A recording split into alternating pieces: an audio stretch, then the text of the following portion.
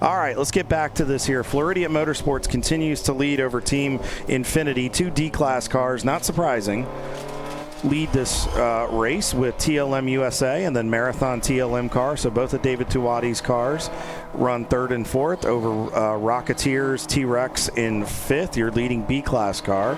Agent Chrome, the 157 car, the Pardis family, still continues to lead in A-Class with a decent gap of about 3 laps over Level 1 Racing. Mixed in the middle of that is a customer of David Tuati and TLM with Fingdong Racing. Fig Dog Racing. Apparently, I don't know how to speak anymore. Swing. Yeah, swing. Swing. Swing. The F-I-N-G. The 775 runs in 8th, and then round out your top 10 is Late to Apex. Let me run real quick. We'll get back to some on-track action here. Let's run through our classes for those that may have just tuned in coming back from that dinner hour. So again, Agent Chrome leads the A-Class over Level 1 Racing by 4 laps. And then in 3rd, Late to Apex, Morrison Motorsports in 4th. And Edmondson, the 226, one of our camera cars that we had a feed for, is in the top 5. Let's take a stroll down to B-Class. Rocketeers has a very healthy advantage of about 39 laps over Fat Crack Racing. I would say here, Paulie, probably in the next hour and a half, that may get locked up pretty quick for them unless they have a problem. So if they can continue to turn laps, that'll be good. The sister car to WT Florida Racing is on the bottom step of the B-Class podium, so it may be a big day for those guys if they can, with Betty running and leading the F-Class right now. Apex in 4th, and Fiesta Racing in the 378 rounds out your B-Class top 5. Let's stroll down to C-Class. Again, TLM cars 1, 2, technically 1, 2, 3 right now for David Tuati, so great job. Brew Crew Racing is in 4th in class, and Bent Over Racing is up into the top 5. As you were hearing some stuff, Paulie? What's going on? Well, they were showing a car stopped over in NASCAR 1 area, but the net cleared. They are showing a caution over at 5, but then that just cleared too. So disregard. Let's just keep moving along here. All right. Well, thanks for that update. I appreciate you giving us that information there. So Floridian Motorsports continues to lead. So D-Class holds down the top 2 spots. Kaywood Racing in their Lexus SC400 in the 678 is in the 7th and overall 3rd in D-Class. Nuts Found Racing, that old 68, the oldest car in the field, Paulie, is up into the 11th spot just outside the top 10. And those guys did it. 2244 Motorsports. John Curley and his guys have gotten their car back up into the top 5 in class, which is what they were looking for. They have dispensed of Hee Haw Racing. Race in, guys. I said it, by about 2 laps. So let's run down here, check the F-Class. Pretty much what we had talked about, the 52-lap lead that WT Florida Betty White has right now over top of Covey Racing. I don't know if Covey is still on the racetrack, but the Betty White continues to stretch out that gap. Now let's do a quick check on the EC division here. So we'll pop over to that race. So right now, let me refresh my page because I did this before. All right, Rooster Racing continues to lead this race. RPM AutoWorks, the 55 Mustang, is on the same lap, and it is only separated by 54.5 seconds. So we're going to have to keep an eye and see who gets that EC victory this evening. T1X Racing in the 803 Ford Mustang is in 3rd. Open Throttle Cherry in the 64 car is up to 4th. EC17's 107 is up. The 237 car is up into the top 5. And then Never Start Racing with John Artman's team, 936 TCR Motorworks. Dan Frodel and his team. The 109 Top Garage is in 8th. Gorman Motorsports, after having a successful run earlier today, has slipped down to 9th. And then DJT Motorsports in their 2001 330 BMW in the 107 rounds out your EC top 10, Paulie. Yeah, all right. Thanks for that rundown, getting us all up to date there. And we did see that the 160 was shown that it had exited at turn 3. So the Running Bulls team might have come back into the pit area. Not sure, into the paddock area and back into the pits. So hopefully they're not having any issues with that car. But if they're exiting the track at 3, obviously something's up. Team Infinity there in third place. The gap now about 2 laps between the leader and TLM USA there in second place. Floridia just turned in a pretty slow 2:57 on that last lap, but I'm not entirely convinced that the track was clear. Excuse me, they've just come into the pits, so we can disregard that concern. So Floridia Motorsports is in the pits right now, being serviced, and they're doing this under green. They've got plenty of time, but all the teams are going to have to stop, at least every 2 hours. They absolutely have to, in order to abide by the rules, and they have to do a driver change at that time. And that driver getting out has to rest for at least 1 hour. And I do see some caution lights blinking there. Over in turn number 3, track left.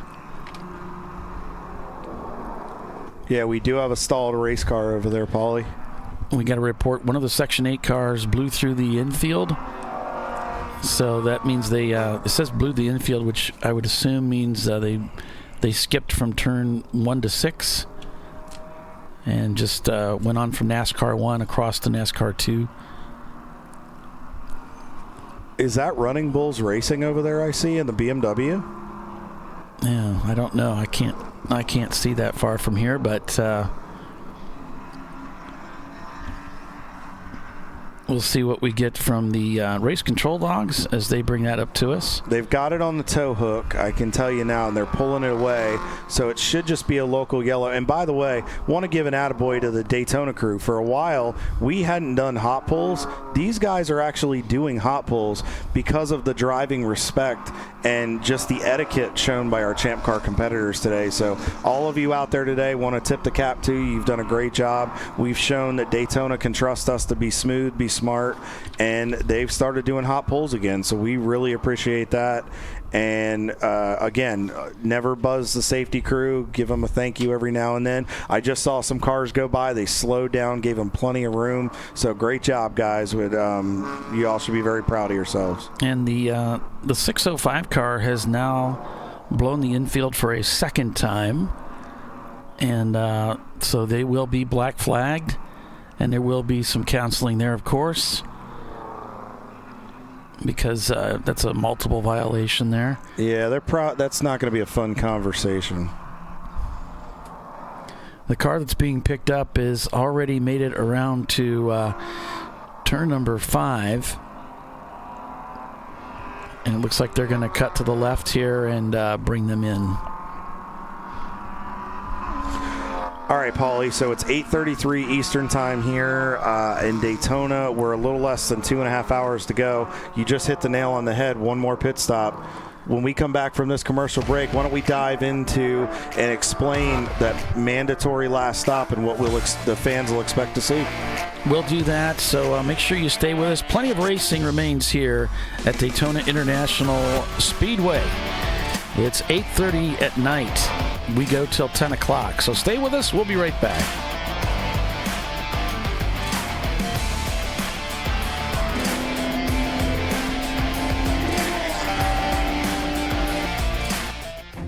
An important decision is afoot. This man is about to buy tires on TireRack.com.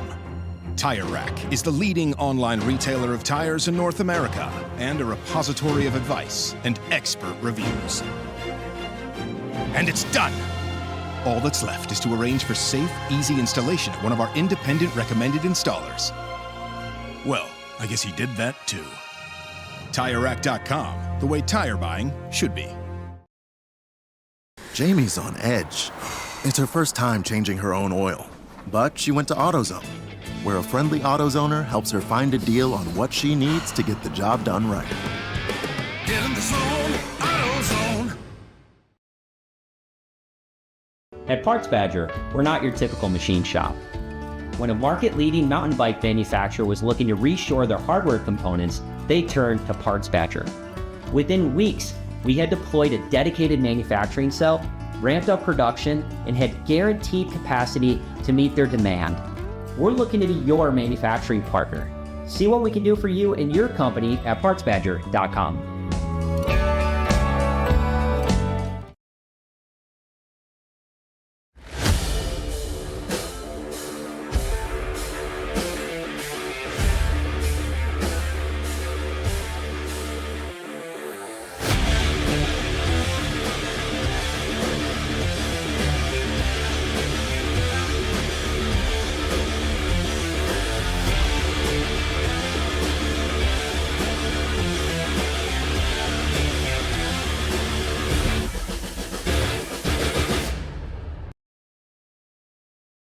Want to get started streaming your races or make your current live stream more captivating? We've helped hundreds of drivers create engaging live streams. It's simple. Create a new stream event, grab your camera, and start streaming. Head over to myraces.live to sign up for a free account. Or join us in our community Discord. Stream, share, engage. Dave's Twitch is bad. That's because his wipers need replacing. But he went to AutoZone, where a friendly AutoZoner guides him to the right wipers and makes sure everything is working smoothly. Get in the zone, AutoZone.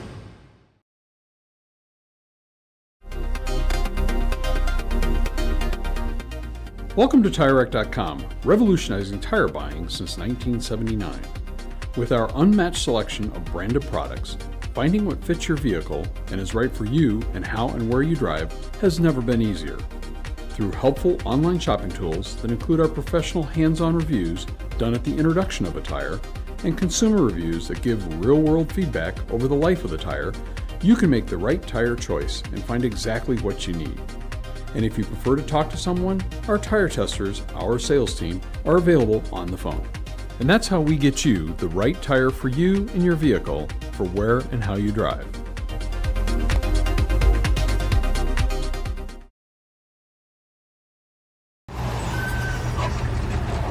Whew, George is fed up. And so is Junior. They weren't planning on having to replace their brakes today. But they went to AutoZone, where a friendly AutoZoner, Renee, helps them find a great deal on Duralast gold pads and rotors. No headaches, just the right parts, and friendly service. Get in the zone, AutoZone.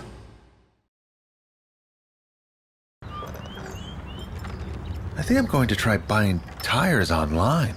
TireRack.com can help you with that. I guess I could buy the same ones I have. No need to guess. Our tire decision guide gives you all the right options. I mean, I am no tire expert. You don't have to be. We've tested and rated thousands of tires. Answer a few questions and you're good to go. Someone should invent a tire decision guide or something. Can he not hear us? TireRack.com, the way tire buying should be. The Jimenez family are having battery issues.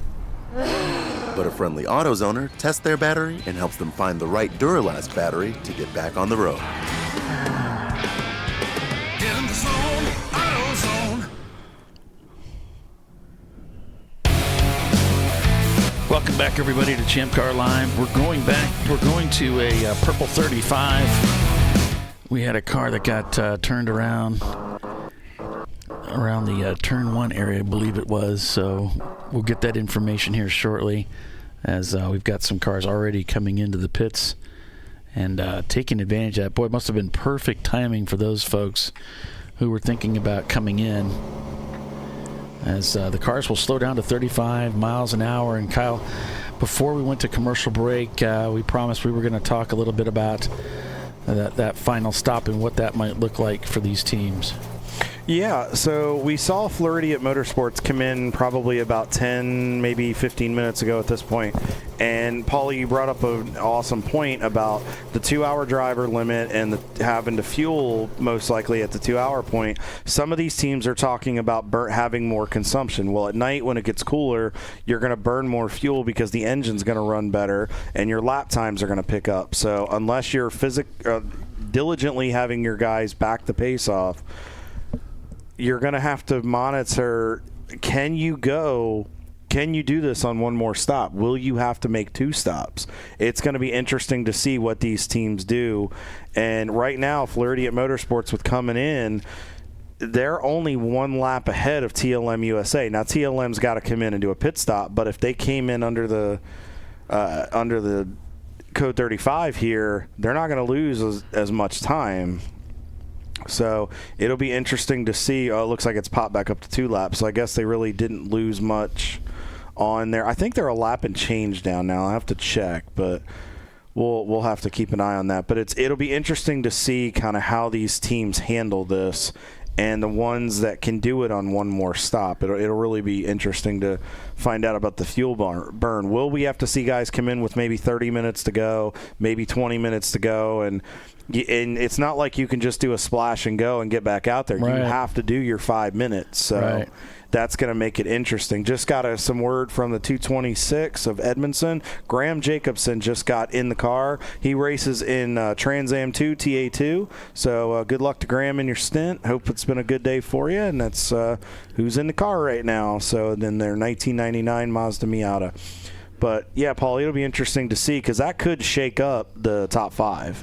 I really like that that's one of the rules in Champ Car is that mandatory minimum 5-minute stay. It's really a safety rule so that people aren't rushing to get fuel in the car.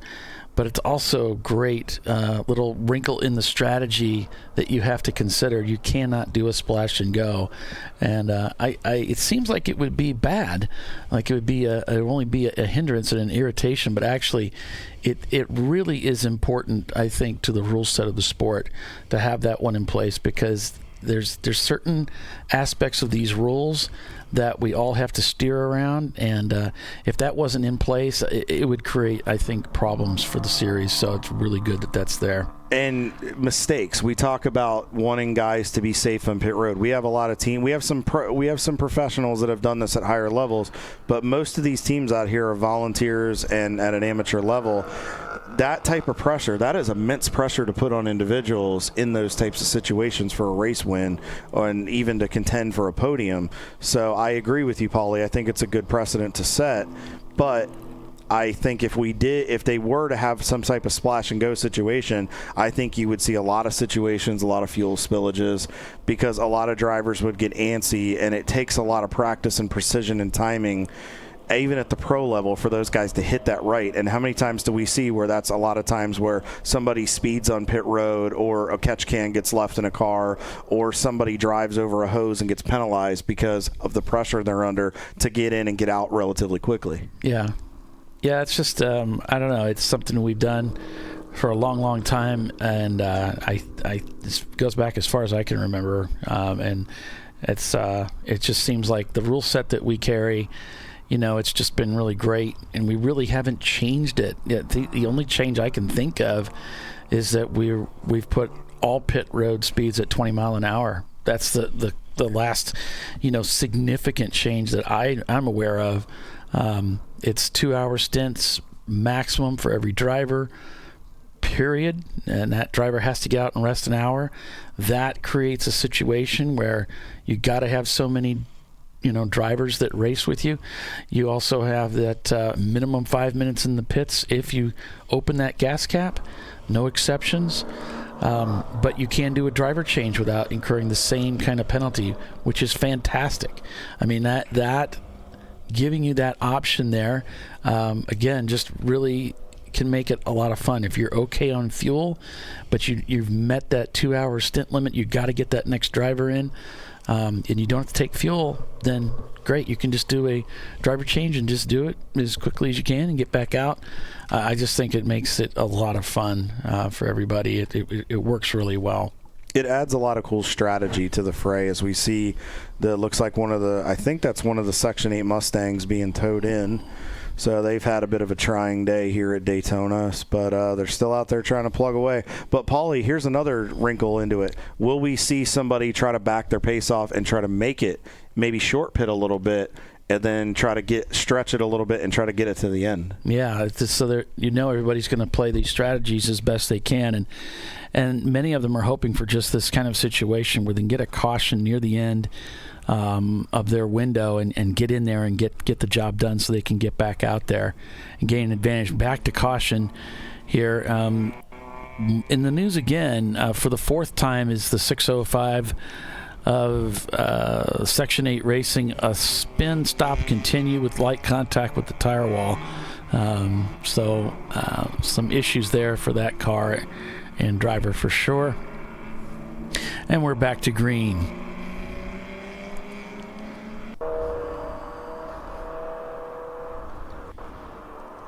And here we go across that start-finish line. Just got an update from Ben from 2244 Motorsports as of about 10 minutes ago. John Curley is back in the car. They're still trying to get their feet up. No luck yet. Ben will be back in the car for the finish. So good luck to the 2244 Motorsports Mustang team. And Doc Martin, BCR, giving a shout out to the 241 Celica GTS. Toyota supporter. Tight racing right here with Floridian as they're trying to work through some traffic. Now this is where you got to be really careful. You can hear him just easing through, trying not to get himself caught up here. He's got a BMW on the outside, or excuse me, on his right side. Yeah, somebody came through, wanted to put the pass on him here. You can see he just wants to stay out of the mess. Oh, he got a little bit wide there on the rumble strip, went into the grass a bit, trying to stay away from some of these guys. There's one of the Brew Crew BMWs. Whoa. Had to actually jump on the brakes here. We got a car ahead that there seems to be some confusion. Now, I will say, very good patience shown right there, Paulie. Yeah. You notice he didn't get upset. He didn't throw any hands, anything like that. He kind of took his medicine a little bit, but he's slowly just working through it, and now he's got clear track ahead. Yeah, and that goes back to that thing with drivers ahead, different experience levels, having to check up to go into corners, and of course there's an accordion effect. The more they check up, the more you have to keep from smacking them, even though you're nowhere near a braking point, even if you would normally even use a braking going into that corner. So just a lot of experience shown there in the way that this driver's handling that traffic. It can get a little crazy. We actually saw one of the R-Bank cars get totally destroyed in that exact same spot of the track after it was freshly built because of a stack-up situation like that with a car stalled on the racetrack, and it's just devastating accident. So fortunately nobody got hurt, but it was nasty, and so you do have to be careful out there. Yeah, you see him just easing through the bus stop. He knows he's got the legs on the straightaway. He's just easing, gliding through there, making sure he takes care of his car. Little curve, little curve, little curve, not hammering it like we've seen with some other drivers. He's getting a bit of that draft from the slower car in front. Get right up towards him, and then he'll ease out to the right. That's one thing I noticed with some cars. If you pull out really quickly, you hit the wall of air. But if you can get up to the back of somebody and then just ease the car out slowly to one side or the other, you don't hit that wall of air where it just smacks your car and kills your momentum. If you ease the car out, it seems like you continue to get your momentum, and you can actually get a little bit of a side draft off the car too, because you're slowly manipulating the air. You're not aggressively doing it where all of a sudden it's just immediate. And I felt like that really helped me. I had a couple where I had to move out, and then it just killed my momentum. But if I ease the car out very smoothly, like we saw Floridian do, it helped keep my momentum going, and it actually helped kind of give me a little bit of a pop to get by them. Yeah, we're coming up on that 2 hour before the end of the race. That's a critical moment in the race. There might be a local caution there where Floridian was at, but that 2 hour mark, that's when they need to make at least one more pit stop to get that driver change done. And of course, they're going to be putting fuel in. But some of these cars, like we talked to Troy Trulio, he said, the Floridian car is good on fuel. So they should only need one more pit stop left. And depending on when this driver got in, it wasn't very long ago, they're going to be able to just stretch that out to the next caution, but they need to get over the next 12 minutes, or at least to the next, I would say, 8.5 minutes or so, before that window of opportunity opens up for them to make that pit stop, get that car filled up with gas, and get back out there. Obviously, they would like to stretch a little bit further, so that way they're sure they're going to be good on fuel to the end.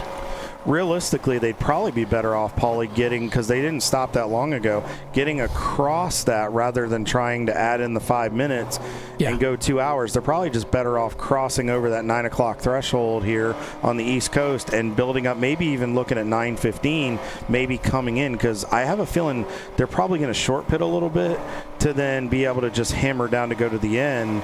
Or maybe what they're going to do is maybe try to wait so much for Sorry, I lost my train of thought. My train just derailed there, buddy. I'm sorry. Well, I think what we're getting at is they don't want to trim it too tight. Yes, exactly. And ideally, I think what they're going to be looking for is we're going to push this as long as we can keep the driver and fuel and the car on the racetrack until we get a caution. If we can get a decent caution, a decent purple 35, that's going to bring us in once we get to that window.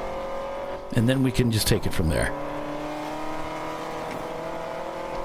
Yeah, and if I was going to say before my train decided to derail in my brain, they might also try to time a code 35. We've been getting a few of them popping up here and there. So if a code 35 comes out, well, that's what I meant. Yep, exactly. They're going to wait till they get that. A caution. By caution, I meant a full course caution with a 35. Let's get the whole field slowed down, and that's going to be the sweet spot, isn't it?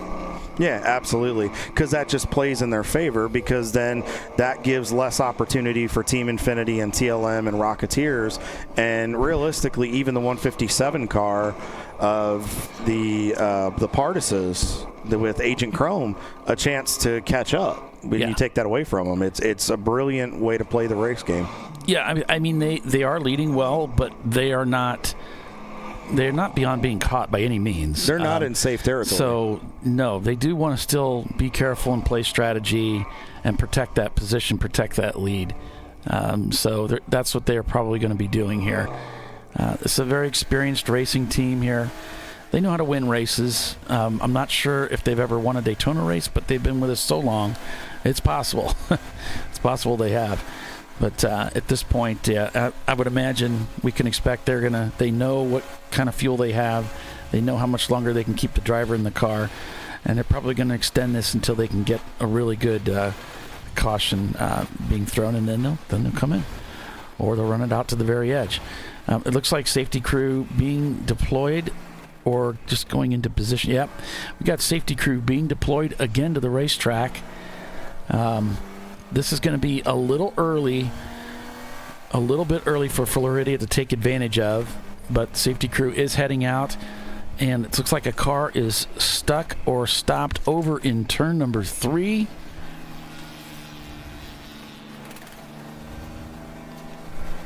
And they've got it as a car 172. I don't have that on my sheet, so I don't know if that's a mistype or if it's accurate or not.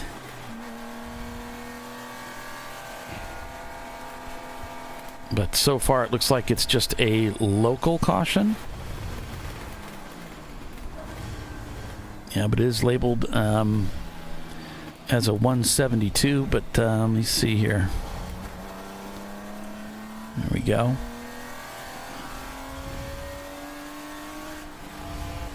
So corner 3 is yellowed. And so is corner number 1. They're slowing the cars down there. To answer your question, Paulie, I went to Speed Hive and got some results for you. And guess who won this race 3 years ago? Bet you'd never guess. I'll give you a hint. They're leading our race right now. Oh, and there's the car being towed off.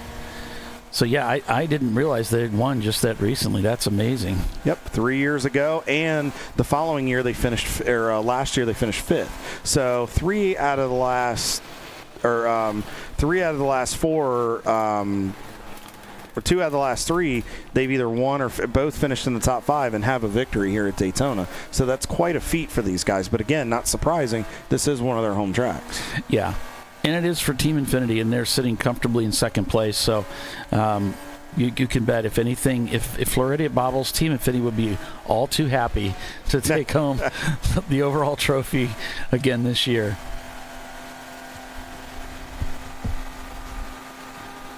And they're certainly capable of doing it. Well, here's another stat to throw in there too, Paulie. Back in the year before that, in 2022, they finished in 8th. So they're consistently up into the top running order. So, I mean, they've had top 10s in, let me go back to 24 and see where they finished there, because that'll be interesting to see if they've been consistently in the top 10. Nope. Ironically, in 24, that was where they had a little bit of a falter. They finished 17th that year, but I mean, 3 out of the last 4, they've been in the top 10 plus have a victory. 2 top 5s to boot with that. So worst finish is 17th. I think they're doing pretty good.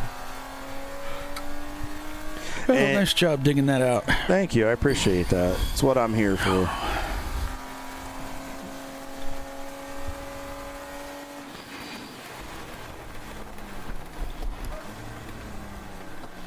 See him just nice and easy on board with Jackie X. We saw the return of the the Jackie X team. Paulie, you were telling us a little bit about that at Sebring when they were there with the Miata. A little bit of a mischief there.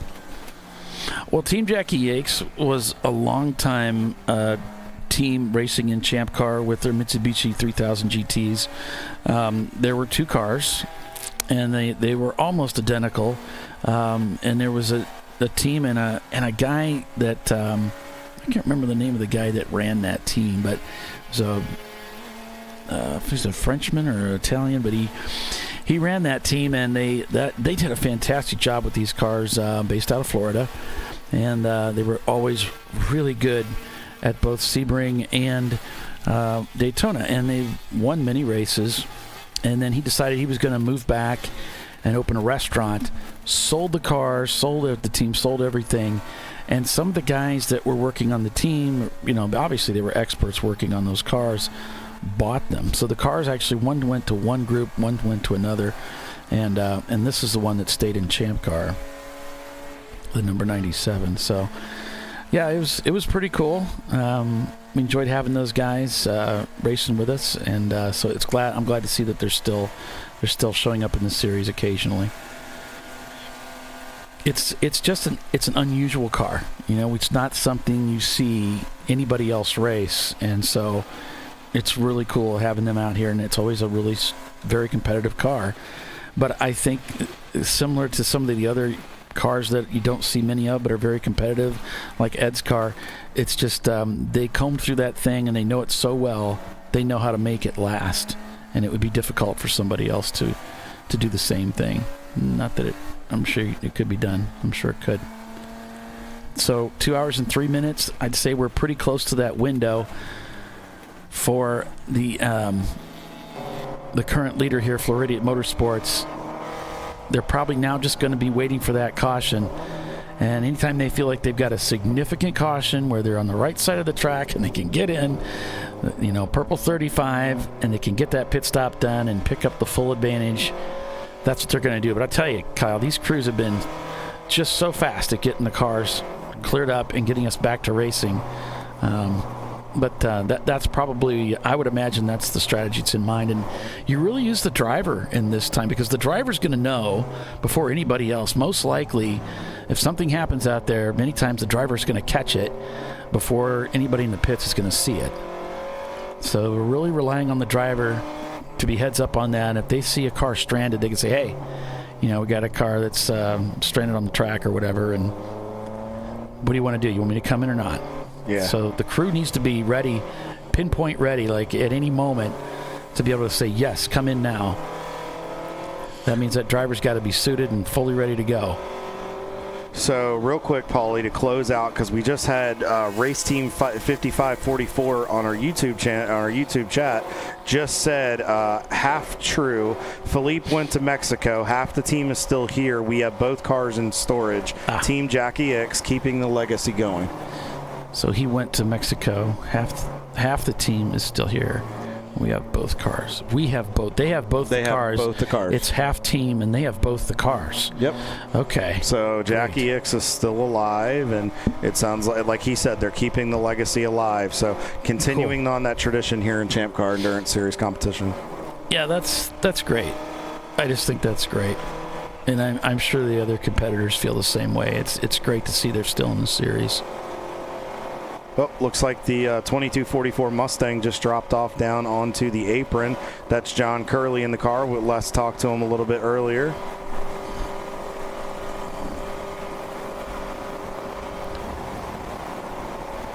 And looks like Brew Crew, it said out the back door. I'm not sure what that is.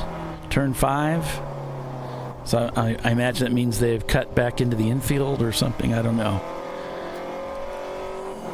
Another update on car 172. Black flag, 1 lap penalty. Oh, no, Paulie, that is our 4th place car. Oh, that's one of David Tawadi's cars, yes. Oh, my gosh. Oh, no, what a heartbreaker for those guys. I guess they were found to be fueling in the paddock. So one of the rules in Champ Car is fueling has to be done in the pits. And apparently at some point, it's been discovered that the car was fueled in the paddock, and for that reason they will receive a 1 lap penalty and a black flag, or they'll just be docked a penalty lap. Docked 1 lap, so I don't know. Wow. Well, that's going to be a little bit important here, because just to put a pinpoint on this, Rocketeers is 1 lap back of them currently. They've completed 254 laps. That's going to put them potentially on the same lap as Rocketeers, and within 1 lap striking distance for Agent Chrome, who is the leading A-Class car sniffing outside of that top 5. Yeah. So you got to wonder, will a mistake lead to another mistake, though? I mean, it sounds like something unique here, but you got to wonder if maybe frustration might jump into this. Yeah, that's a rule that's been here for a long time. They don't want you fueling in the paddock area. They don't want you fueling in the garages. They want all the fueling to be done on pit road for safety reasons. So I just got a note from Tanya. She's down in the infield, and she just said that the 86, it said out the back door, they just got towed in outside of 5. So that's what that means. They went out. Towed in. Yep. Okay. They got pulled in through 5, or they went to it and got towed in the rest of the way. Oh, I see. That I seem to have a vivid memory of that happening to them last year. I think you're spot on, Paulie. That's one of the exact spots where they went out with their problem last year. So with that penalty being assessed, Paulie, that is going to elevate Rocketeers up into 4th position. So that'll split the TLM David Twatty cars. It looks like it's been assessed, Kyle. Yep. It looks like it's already been assessed. They've been relegated to 5th position now with that penalty.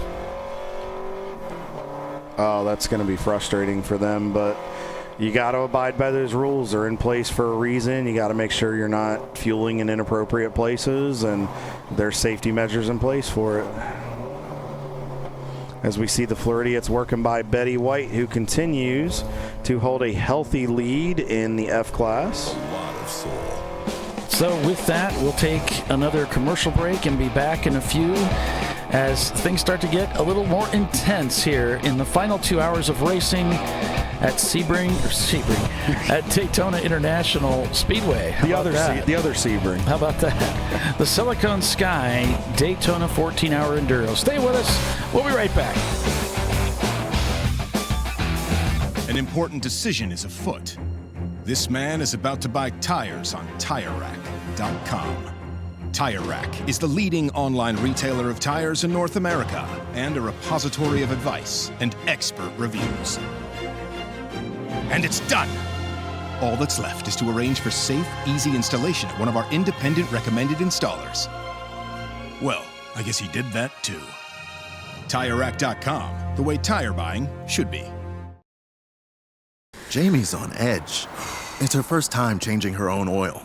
But she went to AutoZone, where a friendly AutoZoner helps her find a deal on what she needs to get the job done right. Get in the zone, AutoZone. At Parts Badger, we're not your typical machine shop. When a market-leading mountain bike manufacturer was looking to reshore their hardware components, they turned to Parts Badger. Within weeks, we had deployed a dedicated manufacturing cell, ramped up production, and had guaranteed capacity to meet their demand. We're looking to be your manufacturing partner. See what we can do for you and your company at PartsBadger.com.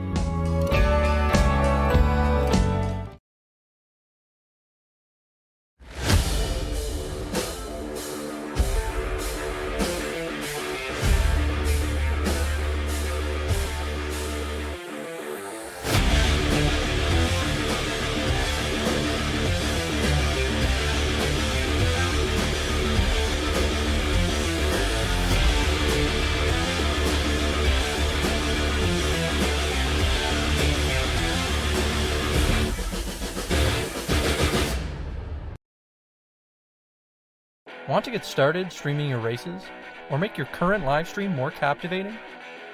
We've helped hundreds of drivers create engaging live streams. It's simple. Create a new stream event, grab your camera, and start streaming. Head over to myraces.live to sign up for a free account. Or join us in our community Discord. Stream, share, engage. Dave's Twitch is bad. That's because his wipers need replacing. But he went to AutoZone, where a friendly AutoZoner guides him to the right wipers and makes sure everything is working smoothly. Get in the zone, AutoZone.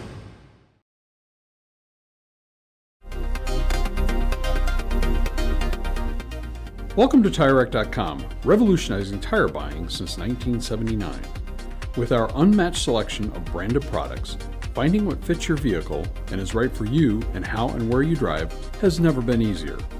Through helpful online shopping tools that include our professional hands-on reviews done at the introduction of a tire and consumer reviews that give real-world feedback over the life of the tire, you can make the right tire choice and find exactly what you need.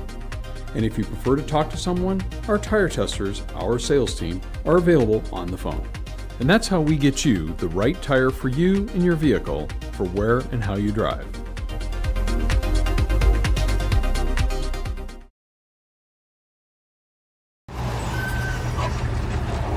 Whew, George is fed up. And so is Junior. They weren't planning on having to replace their brakes today. But they went to AutoZone, where a friendly AutoZoner, Renee, helps them find a great deal on Duralast gold pads and rotors. No headaches, just the right parts, and friendly service. Get in the zone, AutoZone.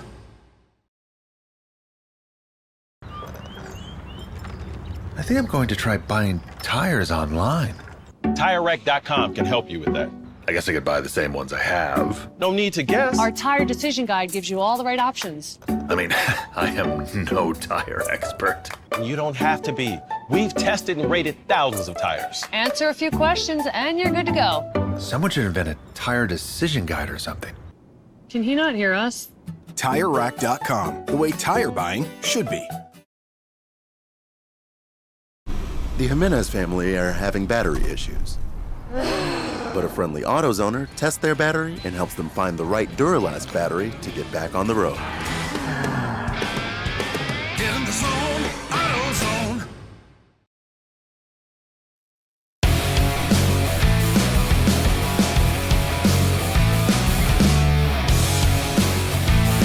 And welcome back to ChampCar.Live, presented by AutoZone, the Siliconsky Daytona 14-hour Enduro at Daytona International Speedway. Paul Veltum with Kyle Lockrow and Les Epps calling the race for you this weekend, folks. Hope you're all having a fantastic beginning to your weekend as we head towards 10 o'clock tonight.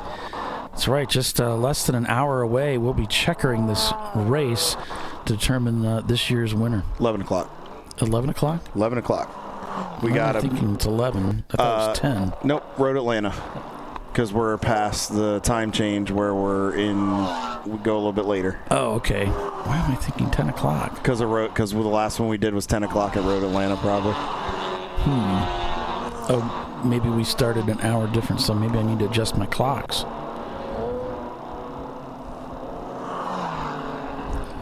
I think you got it spot on, buddy. Okay. Yeah, if you look at it, you got an hour 51 to go. You're good. Oh, okay. There we go. Yep, you're all set. There we go. It's just 11 o'clock instead of 10 o'clock. I'm trying to cut everything short. Atlanta for Daytona are in the same time zone. Yeah, they are.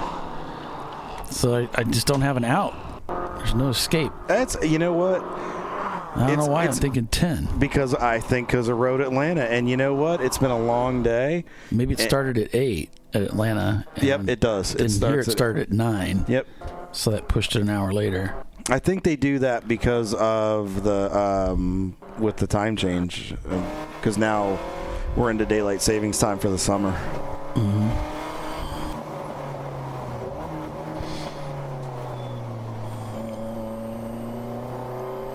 Floridian Motorsports, most likely just waiting for a purple 35 so they can get in, get that last pit stop done, or they're going to run this till they have to bring it in, be it driver stint time or fuel. Paul, we got to give a call to Nuts Found Racing, the D-Class car. That's the 68 Ford Mustang, the historic piece. Yep. They're up to the 11th in the overall and 4th in class. They've gained 66 spots on the day and 14 in D. These guys have just continued to absolutely run an exceptional race. So attaboy to the Nuts Found guys. We appreciate you guys coming out. And that is a beautiful car, by the way. I've seen pictures of it. Saw it out there a little bit on track. That is a cool piece. Way to go, guys. Way to go. Shout out to the Revelation 1911, I think it is. Yep. They have really done a great job with that Mustang.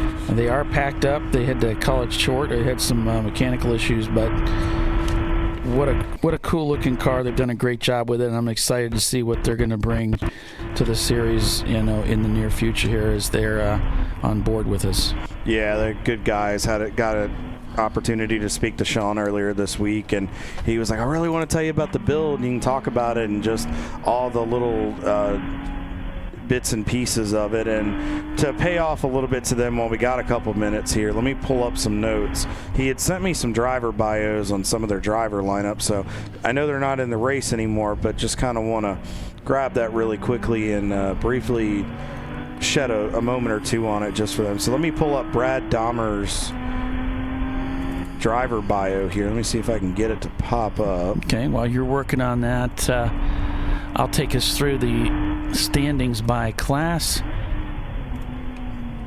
So here, looking at A class, you've got Level 1 Racing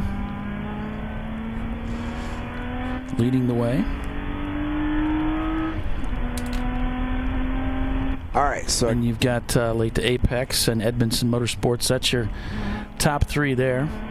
Morrison hanging out just outside the top three there, only 39.1 seconds back, so we may have a fight for the bottom step of that podium, Paulie.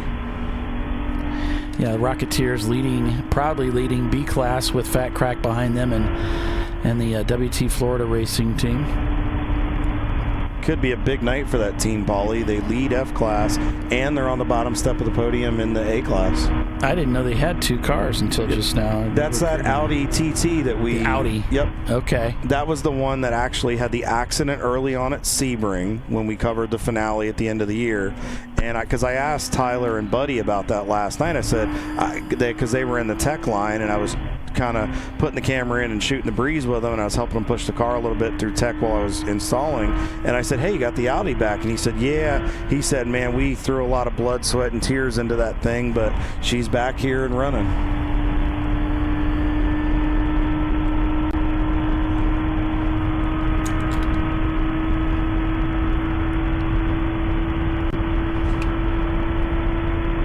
And who do we have leading the EC class, Kyle? All right, let me pull that up for us. Let me hit a refresh here so I don't get it incorrect. Let's see. EC Rooster Racing continues to lead on the EC side over RPM Auto Works by about a lap, and then T1X Racing in the 803 is in second. So to give you a little bit of perspective, there's a 1 lap difference between first and second in EC, and then there's about a 4 lap difference between second and third in EC. And then Open Throttle Cherry, the 164 car, is in fourth. EC 17107, the 237 BMW is in fifth. Never Start Racing, John Artman and team are in sixth. TCR Motorworks with the 936 car is in seventh. 109 car of Top Garage is in eighth. Open Throttle Trixie, the 661, has now worked up into ninth. And Warriors in Motion, Paulie, the 118 car, Low Red, has popped into the top 10, only a lap behind Trixie. So a great run here at Daytona for our veteran-based team. Denver Start in that 350Z, another very competitive race car in the field. And Never Start's been with us for a long time. So it's great to see them out here doing well. Another Florida-based team. And BC Racing. can't say I've heard much from BC myself in the past, but it's great to see them out here with us. And they've got looks like a QR code there that you can scan. You can get more information about that team. Looks like Cam is in the car right now.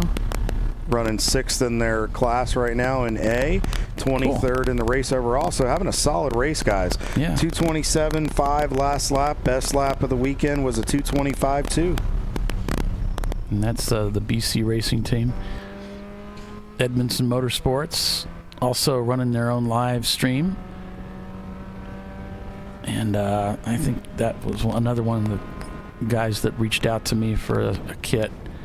So great to see that's working out good for them. 99 Mazda Miata puts them in B class. Once the I think what year it was that the Miatas went into the 1.8. I think it was 2008 or something like that. That they moved into the 1.8. So you guys you Miata guys can sharpen me up on that. That put those cars into I think it's the NB car, but you guys need to help me sharpen up my memory on that. That's the one without the pop-up headlights. When they got away from the pop-up headlights. That's what my memory's telling me. We'll see. And we got Sublime here in their 98 Beamer. 328 IS. The S is for Sport. Looks like same drivers in there. We saw him. We were talking about the shifts earlier and just how we were hearing a little bit of that zinging. All right, here we go. The NA has a 1.6 and a 1.8 that has the pop-up headlight. He's right. There was the 1.8. It was the 1.6 and the 1.8 in the NA, and so you could run either one in A class. And we went from the 1.6 to the 1.8. The NBs are all 1.8s. I think you're right about that too. I'm trying to remember what cars. Wasn't the NB, though, pushed into the B class? Whoa. Sorry, Paulie. It wouldn't be. Because, well, it's 1 point. I think it's 1 point. Isn't it 1.92? The NA6?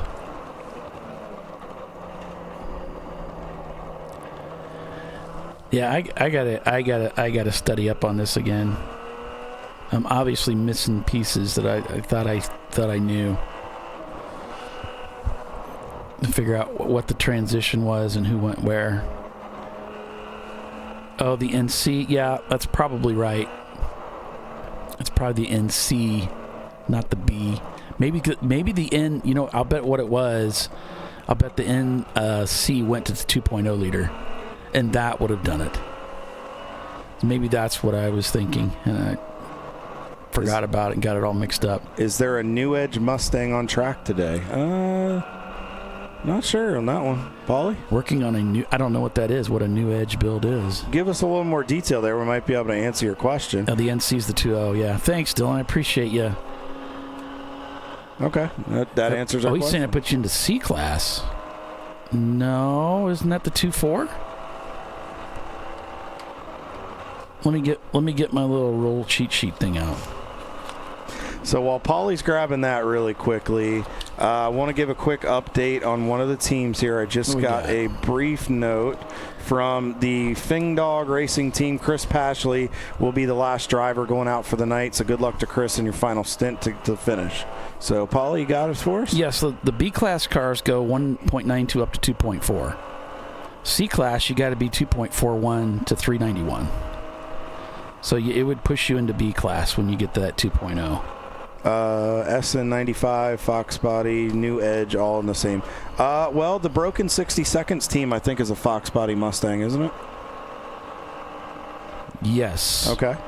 I would agree with that, yep. And then I know the SN95. Would that be the 605 with Section 8 Racing? Oh. That's probably the new style, yeah. Okay. Where that they did in the 90s. It's a throwback look, yeah. And that's and then we've also got a classic Mustang on track. Yeah, the 68 Mustang. So we've got a nice complement of Mustangs out there. It's the Mustangs are well represented this weekend. 1 hour and 40 minutes remain in the competition. And it's been Floridian Motorsports almost from the beginning. They have dominated this race and really put on a clinic. Say, guys, this is how you win this race. And we told you so. We'll see. But we thought there was a problem at one point for a little while based on what we were seeing. But what we didn't realize is they were just taking their time, and they had a thought-out strategy of how they were going to execute this that we were just not aware of. And our man Les down on pit road got us all the answers. I'm seeing a safety team dispatched Paulie over to right outside, right before the International Horseshoe. Looks like we have a car stopped. Yeah, I think the average Joe's is a swap, though. And I think anytime you do a swap, you're going to get moved into the next class. So they would have to be, have to be over 2.4. You'd have to be a pretty big engine to go into C class with it, or if you do a swap. Should see that on the screen as we come through. So to the left, there is a stalled race car over there. They're trying to get, and that's really convenient because hopefully this is it. Yep. This could very well be it. This we'll watch for that full course caution, see if they get it. This could be the moment that Floridian Motorsports has been waiting for, and it's car number 234, Kyle. Oh, and that's the Z car. Never start. Oh, what a tough break for those guys. Yeah. They got him on the hook, Paulie. I don't know if this will bring out a code 35. Like I said, Daytona's safety team has been awesome, and recovery crew. Like it. They've been doing a lot of hot pulls here recently, so I think they may just get that thing towed in outside of turn 3, which is the International Horseshoe, and go, and then everybody will keep going. Yeah, I think you're going to have to be in a situation where you'd have to cross the racetrack, or you've speared the wall and pushed the barrier a little bit. It's going to need to be something like that to bring out that full course caution, fluid down the racetrack, that kind of thing. Any college teams? Have you seen any college teams? I haven't seen our buddies from CU Boulder. I think they were at G2. We did have some. We had some at Atlanta too. We had at least one team. Yeah, I forget the name of that team, and because we're talking about it, of course. That might have been CU Boulder or Virginia Tech, and they're asking about Virginia Tech. So, yeah, haven't. I'm just looking at the name of the name of the YouTube channel, but we haven't seen any. So that car's being towed in. No full course caution. So. Not this time, Floridian, and they're just going to have to play this as it's handed to them. We all have to play the cards we're given. So whatever we're dealt, that's what we got to play. And they may not get a purple 35 to pit under. They may have to do it the hard way. But it wouldn't surprise me, based on the fact that it's almost 9:30. I'll bet you they get inside of an hour and a half, make that pit stop, and then they can push it a little bit farther, and then they're not worried about fuel. I wonder if they're running that pace because they're just trying to take it easy. As we see the 715, Rockwell's team is on pit road for, looks like, one of their final stops of the night. And, yep, looks like fuel in the car, and those guys will, looks like, yep, driver change coming. They'll do that and get back out there. So, all right, so we were talking about Revelation 1911 team, Paulie. So I pulled up some driver bios here. Brad Dahmer started racing dirt back in 1991 in hobby stocks. He's raced wing super modifieds. Mind you, these guys are from the Midwest. Wing super mods are a big thing out there. Yeah. Mid-American sportsman through the years. 2003 added super late models at Wisconsin, like Slinger, the Dells, a lot of those big name tracks up there, like Madison, some of those others, and at the short tracks. And then in 2014, he went into road racing. He's done GT1s and a lot of NASCAR-based trucks and old Gen 4 stock cars at Road America. So he loves his road racing. 12 podium finishes. He just got inducted last year into the Southeastern Wisconsin Short Track Hall of Fame.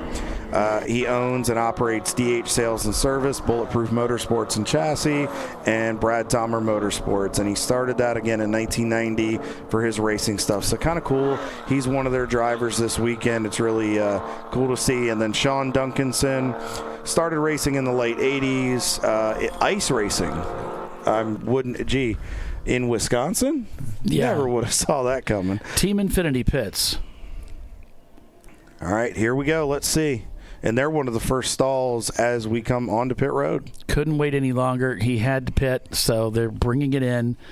Looks like they're going to work on it. Now, will this force Floridian into the pits? I don't know. I would think if they could get that caution, I just think that's the sweet spot. They really want that purple 35. And Troy said that they've got a big gas tank in that Porsche. And we think, I think Team Infinity does too. But, again, their strategies get shifted a little bit in a long race like this. One of the teams going behind the wall here. It looks like this is more than just a standard stop. They're looking at the side of the car too, but they are putting fuel in.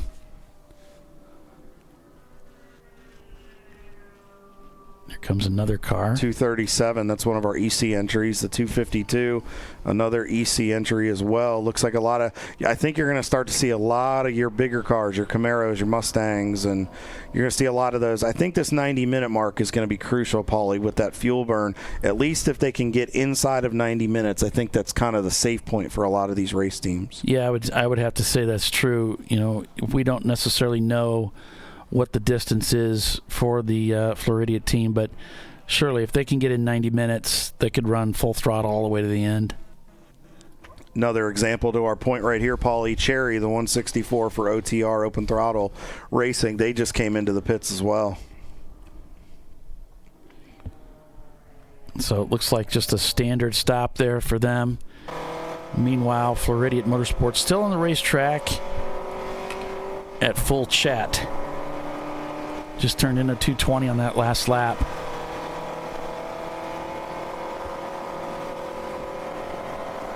Showing up 3 laps. You can bet it's a little less than 3 laps, but it's not less than 2.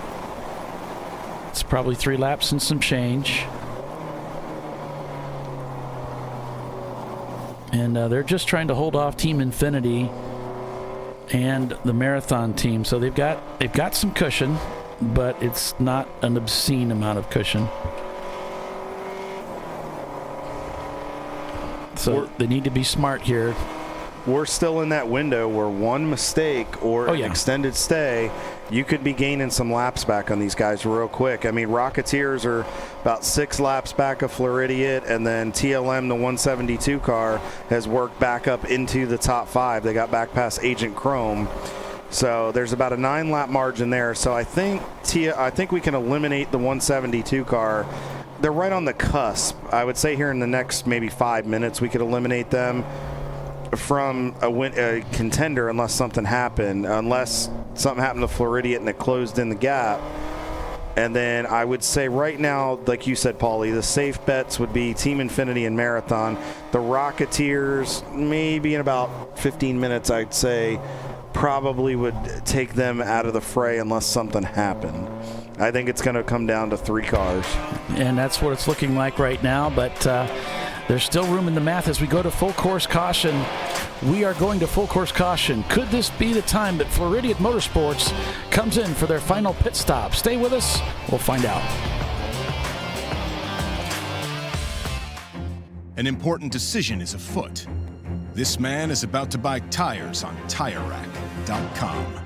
Tire Rack is the leading online retailer of tires in North America and a repository of advice and expert reviews. And it's done! All that's left is to arrange for safe, easy installation at one of our independent recommended installers. Well, I guess he did that too. TireRack.com, the way tire buying should be. Jamie's on edge. It's her first time changing her own oil. But she went to AutoZone, where a friendly AutoZoner helps her find a deal on what she needs to get the job done right. Get in the zone, AutoZone. At Parts Badger, we're not your typical machine shop. When a market-leading mountain bike manufacturer was looking to reshore their hardware components, they turned to Parts Badger. Within weeks, we had deployed a dedicated manufacturing cell, ramped up production, and had guaranteed capacity to meet their demand. We're looking to be your manufacturing partner. See what we can do for you and your company at PartsBadger.com.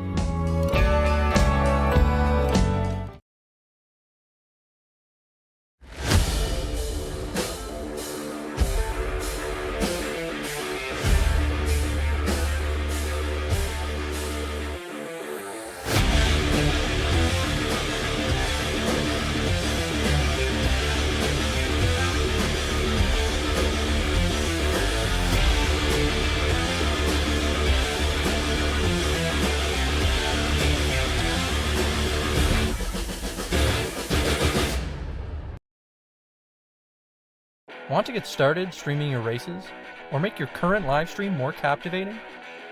We've helped hundreds of drivers create engaging live streams. It's simple. Create a new stream event, grab your camera, and start streaming. Head over to myraces.live to sign up for a free account. Or join us in our community Discord. Stream, share, engage. Dave's Twitch is back. That's because his wipers need replacing. But he went to AutoZone, where a friendly AutoZoner guides him to the right wipers and makes sure everything is working smoothly. Get in the zone, AutoZone.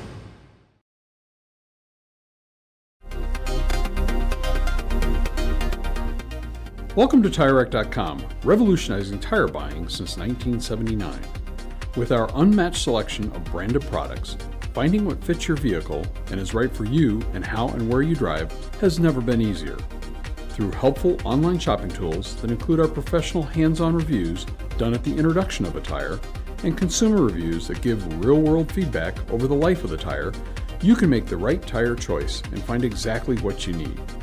And if you prefer to talk to someone, our tire testers, our sales team, are available on the phone. And that's how we get you the right tire for you and your vehicle for where and how you drive.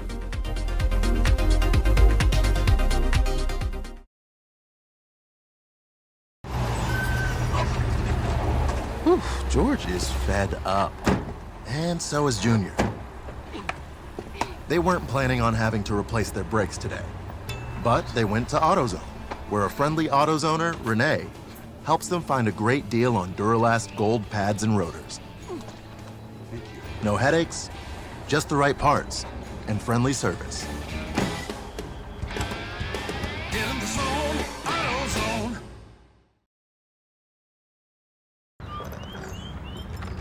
I think I'm going to try buying tires online. TireRack.com can help you with that. I guess I could buy the same ones I have. No need to guess. Our tire decision guide gives you all the right options. I mean, I am no tire expert. You don't have to be. We've tested and rated thousands of tires. Answer a few questions and you're good to go. Someone should invent a tire decision guide or something. Can he not hear us? TireRack.com, the way tire buying should be. The Jimenez family are having battery issues. But a friendly AutoZoner tests their battery and helps them find the right Duralast battery to get back on the road. Get in the zone, AutoZone.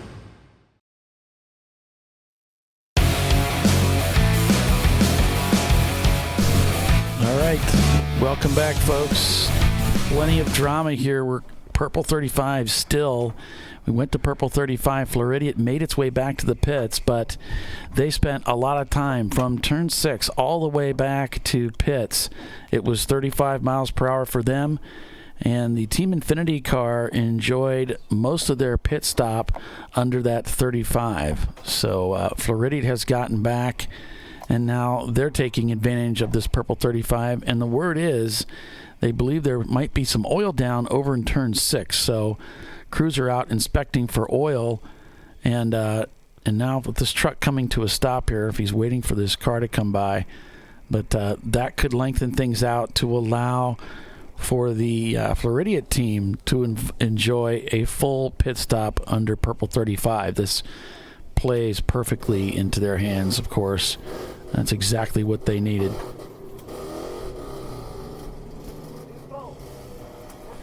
And that also played into the hands of the Rocketeers guys. I just got a message from their team while we were under commercial break.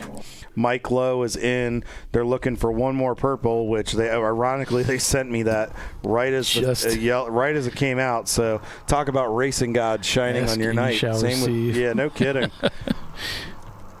I think they need to be televangelists at this point, man. That was some good stuff. But then they're going to put Jeremy Lowe in to take it to the checker flag. So good luck to the Rocketeers, leading B-Class, 4th in the overall. It's going to be interesting to see how this plays out. All right, hood is up here. Driver change happening here. That's both the cool suit hookup. Those are the tubes for the cool shirt, and the hose for the drink bottle. heard that click. It sounded like he was clicking it into his helmet, so that might have been just the drink bottle. 10-4. Doing a radio check. Most of the teams in the series do use radio communications. In that, because this is endurance racing, it's important that they can communicate with their drivers to tell them when to come into the pits. And that's at a bare minimum there. So it looks like they're cleaning that windshield, probably adding some fluids like oil to the engine. That's not uncommon in this series. These cars running high RPM for long periods of time, they will use some oil. So it's not like a professionally built, expensive racing engine. Many of these engines are pulled out of junkyards, and they may or may not be rebuilt. And running them at high revs like that, they will use oil. Car starts up nicely, no issues there. And cleaning the windshield, you might wonder, why don't you get them out? Why don't you send them out now? They probably don't. They probably can't send them just yet, because there's that minimum 5-minute stay in the pits that's required. So you have plenty of time to get fuel in the car, to get the driver in the car, and do a little bit of maintenance before you send them back out. And with these bright lights coming down, any oils on the windscreen is a terrible glare. It can make it really hard and irritating and frustrating to see. So they want to get that windshield good and clear. Now they've released them, and what they would do is they would release that car so that when they arrive at pit out, their clock is just about ready to run out. So he's going to pull over next to this car, not directly behind, so that one of the other officials can release them when the time is right. So that official is going to check for the wristband. They must have their driver band on, no exceptions, or they will not be allowed back on the racetrack. They check the clock, the egg timer. They've met their 5-minute minimum stay, and it looked like their harnesses were in place, so they've released them back to the racetrack. And this will be it. It'll be all in the hands of this driver to bring this car home to victory. And it's going to be that way for Team Infinity as well. And they enjoyed the entire pit stop and in the pits there, so they didn't lose anything. When it's going your way, and it's going your way. I mean, Floridian has not put a foot wrong all day. And Kyle, I'm seeing Team Infinity just now coming down pit road. It looks like they're just now getting out of the pits, so they must have had an extended stay, and we're going back to caution now. Absolutely, almost textbook perfect for them. Yeah, I think they came in before, and I think they might have come in to get a little extra. I wonder if they came in to make an adjustment, because they might not have taken fuel, because they did come in before. But I don't know, maybe they did come in knowing it was going to be a long caution. Maybe they come in and topped up just to make sure and pack it full. Well, this is going to be it here. 1 hour and 20 minutes remain in the clock, so this is going to be it. They're back to green now, so an absolute gift for Floridian Motorsports. Other than the stress of having to drive half the racetrack under purple 35, that couldn't have been any better, really, for them. So, yeah, I've already said green. We're under green now.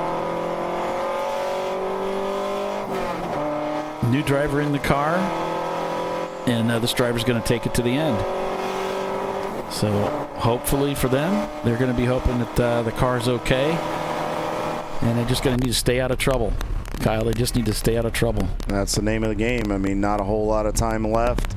Just don't try to do anything different than what you've been doing all day. Not a time to change your strategy. Just continue to run strong. Do what got you to where you're in, the position you're in right now. Back on board with the 226 with Edmondson. Yep, and there's Sublime.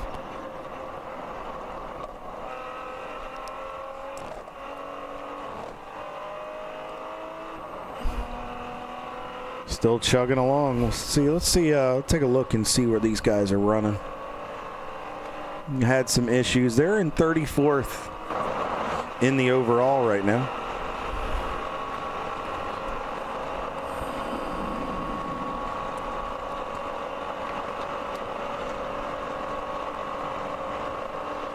34th in the overall right now for Sublime Motorsports. Sorry about the silence there, folks. I was just making sure I had all my I's dotted and T's crossed on this one, yeah. And they are about 3 laps back of Trans Am, and they are 2 laps ahead of O Squared Racing in the 36 E30 car right there. So they got a little bit of a cushion there, but hopefully if they can push a little bit, they might be able to slowly catch that 8 car and get a couple positions. And we know the 160 car, not sure if they were able to get that car back on the racetrack or not. So I think, well, it said last lap was a 2:22, so it looks like they were able to get the car running again. So it's going to be a battle to the finish. So it's Floridian Motorsports leading the race by about 3 laps over Team Infinity, followed by Marathon TLM in the number 3 car. The Rocketeers in 4th place. In 5th place overall, it's TLM USA in the 172. In 6th place, it's Agent Chrome. In 7th, it's K-Wood Racing. In 8th, in 7th, it's K-Wood Racing. Looks like, it looks like my order's gotten a little bit mixed up here. Yeah, it's strange. I need to reorder this. There we go. So in 6th, it's Agent Chrome. In 7th, it's K-Wood Racing. In 8th, it's Level 1 Racing. In 9th, Fing Dog Racing. And in 10th, Late to Apex. So that's your overall standings again, folks. And I'm going to look at these gaps. Yeah, nothing really close. But there's enough here that if anybody here makes a mistake and finds himself stranded on the racetrack for a couple 2-3 laps, it will definitely change the situation. Closest battles on the racetrack at this point are 23.3 seconds. Last time by separate Jackie Ix from Bent Over Racing, and that's a battle for 12th in the overall. Let's scroll down a little farther. Minute 12 seconds separated between Rockwell Autosport and Fat Crack Racing, and that's for a top 25 spot in the overall. A little bit farther down, Speedway Creations is 27.3 seconds behind WT Florida, and that's not Betty White, that's the Audi car, but the Betty White is up leading F-Class still to this point, so it looks like they are on their way to a potential F-Class victory and up in 27th, but both cars in the top 30 right now, so good run for those guys. So that's your closest battles on the racetrack that I can find.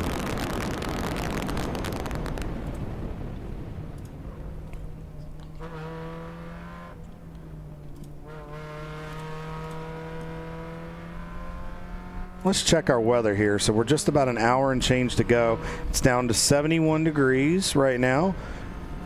And again, it was going to get down to a little below. It's actually going to be right about 70 degrees as we finish this race off. Chance of rain increased by just 1%. And looks like the humidity is 72%. It's a good call, Paulie. As we've gotten into those overnight, the later hours, the humidity has started to increase quite a bit. So that moisture on the racetrack is going to be something we're going to have to keep an eye on. Will a mistake happen with the racetrack as it gets a little bit slicker? And it looks like there is a car, the 42 car, is headed back to the garage area. Not sure if this is permanent for the end of the race or if this is just a quick go back, get something checked, and get back out there. We'll have to find out. Yeah, I always love this shot of the cars as they head through the high banks. You can see the way that we set up our headlights. They stretch across the racetrack and shine up onto the barriers because they want to cover the corners as best they can, the way that they're lit. It's such a cool shot. It really is. All right, so I just got an update from Edmondson Motorsports from Graham Jacobson, the TA2 driver. The driver in the car right now is Andy Sung. He is a 17-year-old, and this is his 3rd Champ Car race, and hopefully he will finish this race with the checkered flag. So good luck to Andy in your venture. First time taking a checkered flag here in Champ Car, attempting to get a checkered flag here in Champ Car competition. And this is Edmondson? Yep, this is the Edmondson car. So a 17-year-old young man named Andy Sung. All right, well, go get him, Andy. Hang in there, buddy. He's doing a nice job. Let's ride along with him here for a minute. Yeah, just keep see how he's him doing. off. He's doing just fine.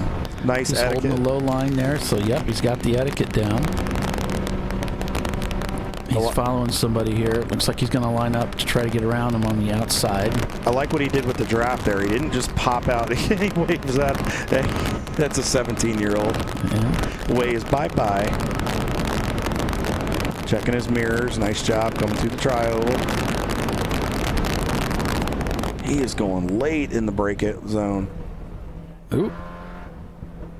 Got on throttle a little quick. Had a tiny little tire lock up there, but got it. Not too bad. Single file through here. Smooth. Oh. Looking good. Might want to back his brake zone up just a hair. He's getting in. He's getting a lot of play in that steering wheel. Back into that car's moving a lot.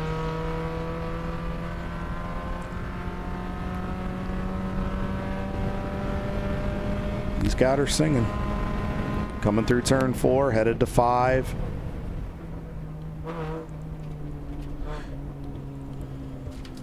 Yeah, it looks like he's shifting quick, and then he's having to get back to the power before he turns into the corner. And a lot of that just comes with seat time. Yeah, he had to check himself there to make sure he went in. He's speed shifting. They need to get on the radio and tell him he needs to slow his shifts down. He's trying to throw the car into gear. You can't do that. There you go. That was better. 3rd to 4th. So we saw Ed and the Infinity guys going by on the top. Yeah. There you go. Much better. Grabbed that shifter. Made sure he got it up and over into 5th. Nice job holding his line through there as we just saw the BF Goodrich. BFG car, the Porsche Boxster go by in the middle. Okay, he's heading up to the bus stop here. He's not real wide on the entry there. He kind of mid-tracked it. It's fine. Not using much curb, staying on the asphalt. That's protecting the suspension. Are hubs one of those for Mazda Miatas that you got to protect too? One of those fragile pieces? Sort of, yeah. You have to repack them frequently. We used to repack them after every race because they don't do well with brake dust and water. And they can fracture. They can crack on you. So very smart of him to stay off the curbs and not put any extra stress on it. Yeah, that might be the call from the owner to say, I want you to stay off the curbs. Whoa. Little tight quarters right there. That's late to apex. That is your 10th place car. There are some replacement hubs you can get. It used to cost you points, though. I don't know if it still does, but they are very expensive. Nice out braking maneuver on Betty right there. I like what he did. He opened the wheel and he didn't just jump into the throttle. Tell you what, for 3rd race, 17-year-old kid, he's got some pretty good etiquette. Obviously, he's working through the kinks of as a new driver and wheel-to-wheel competition. But I think he's pretty quick study from what it seems. Yeah, I would expect that he's got some shifter cart experience, some kind of experience here. He knows how to threshold brake for sure.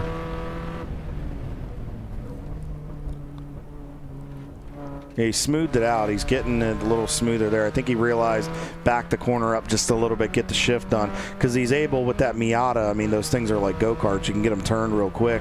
He rolls back into that power, and he's maximizing his straightaways, which I like watching. Yep, I like that shift. I like how he's got a firm grip on there, and he makes sure it locks in. Yeah, he was a little early on the upshift before, but that one was better in the revs. This just takes time. This just takes a lot of practice. And if this is his first time at Daytona, probably working up to the bus stop. That is a very daunting task. First time through. I think I saw a safety vehicle there off to the left. Yeah. Down the back. Looks like we might have another stranded soldier on the back straightaway. I can't tell who it is. So it's car number 412, looks like, stranded off the track. Oh, that's our 9th place car. That's Level 1 Racing. 2nd in the A class. So Level 1 Racing now a victim to attrition. They are stranded on the racetrack right now, and crews are already at the scene. Okay, we just got word. Andy actually took the checkered flag at Road Atlanta in his 2nd race. Okay. So I guess they figured out he's a pretty good shoe at the end. So he's getting to chase the checker here in Daytona. Okay. Yeah. Thanks for that note, guys. We greatly appreciate that.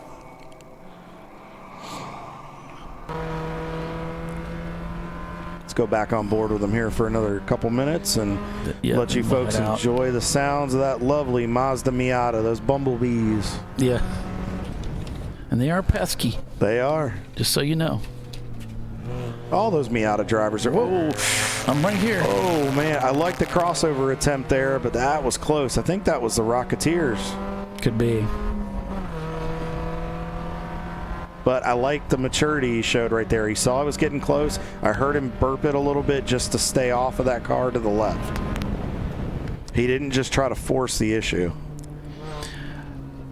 Kyle, we're being asked about EC cars. Can we give the folks a rundown there? We can absolutely do that. All right, let me refresh my page here. Here we go.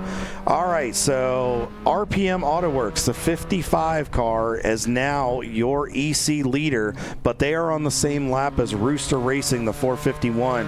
They're only separated by 36.7 seconds, so we're going to have to see and monitor where those cars are and keep you guys abreast of what's going on. T1X is the 803 is in 3rd, Open Throttle Cherry 164 in 4th, the 237 EC17 107 in 5th, and then the 109 Top Garage has worked themselves up into 6th, TCR Motorworks in 7th, Never Start Racing down to 8th, Open Throttle Trixie in 9th, and Warriors in Motion with Low Red in the 118 rounds out your top 10 for EC. So I hope that helps a little bit and sheds some light. Not sure who your favorite driver or team is there, but hopefully we're able to get them covered there. Andrea McCarran. If I mispronounce that, I apologize.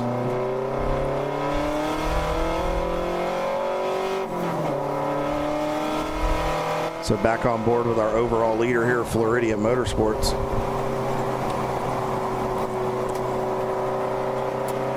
Just cruising through. There's some local yellows. I think there were out on the track. I saw some safety vehicles. Yeah, Andrea, you can go to this website on your phone. You can pick up the app too if you want that, but it's race-monitor.com.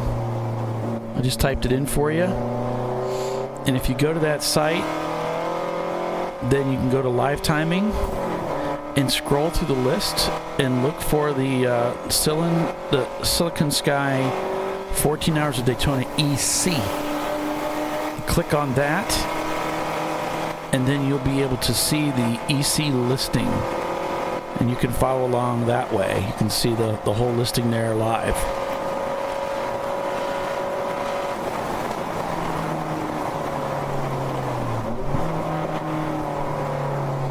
Nice downshift there, nice and smooth through the bus stop.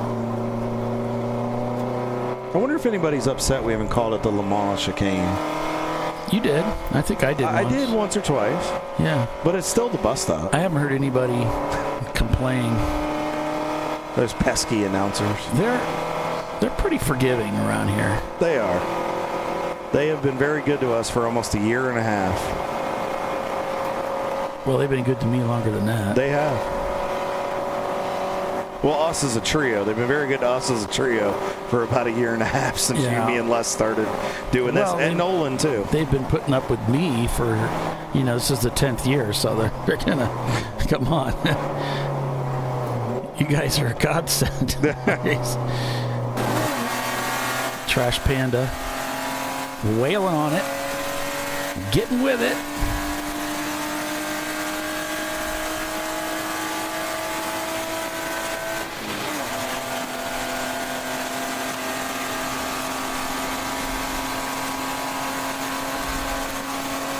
coming up to the top of the hour here. Oh, sorry, Paulie. That was a zinger. Floridian Motorsports leads over Team Infinity by about 4 laps. Marathon TLM behind them by 1 minute and 32 seconds in third place. Then it's Rotary Rockets, the Rocketeers team, the TLM USA, Agent Chrome, Kaywood Racing, Fing Dog Racing, Late to Apex, and Level 1 Racing now shown in 10th place. Do we want to do a quick run through of the classes here for them? Yeah, we can do that. We've got a few minutes here. All right, so real quick, we'll make it short and sweet for you. Starting with our A-Class, Agent Chrome continues to lead over Late to Apex, and then Level 1 Racing, Edmondson Motorsports, and BC Racing is your top 5 in the A-Class. Let's take a look at B. Right now, Rocketeers have a healthy 42-lap advantage over Fat Crack Racing, Apex Racing in 3rd, WT Florida in 4th. So looks like Apex is back in the fight, only by 2 laps though, so it's not over yet for that bottom step of the B podium. Let's hit C-Class here. Marathon TLM, David Tawadi's team, is back into the top 3 in C-Class here with Marathon 172 and Fing Dog Racing. Jackie Hicks in 4th. Bent Over Racing rounds out your top 5 with Brew Crew sniffing just outside the C-Class top 5. D-Class, Floridian Motorsports leads Team Infinity, Ed Stein and the Shark Guys by about 3 laps, both overall and in class. Kaywood Racing 7th in the overall, 3rd in class. Nuts Found Racing has now worked up into the top 10, Bally, in the overall. Nice job, guys, in that 68 Ford Mustang. And Hee Haw Racing, I did it wrong. Hee Haw Racing, top 5 in class right now, 19th in the overall. That nice does my job. heart good. Nice job, guys. All right, let's take a quick snip of the F-Class. Paulie, there's a gap right now of about 80 laps. Red flag. Red flag condition. But yeah, I know you were going with that. Looks like WT Florida has it wrapped up. Emergency crews heading out. We've got a little bit of a fire there. Looks like driver's already hopped out. He's good. Section 8 Racing. I think that's Allen. And they're already jumping all over it here, so they're going to take care of that.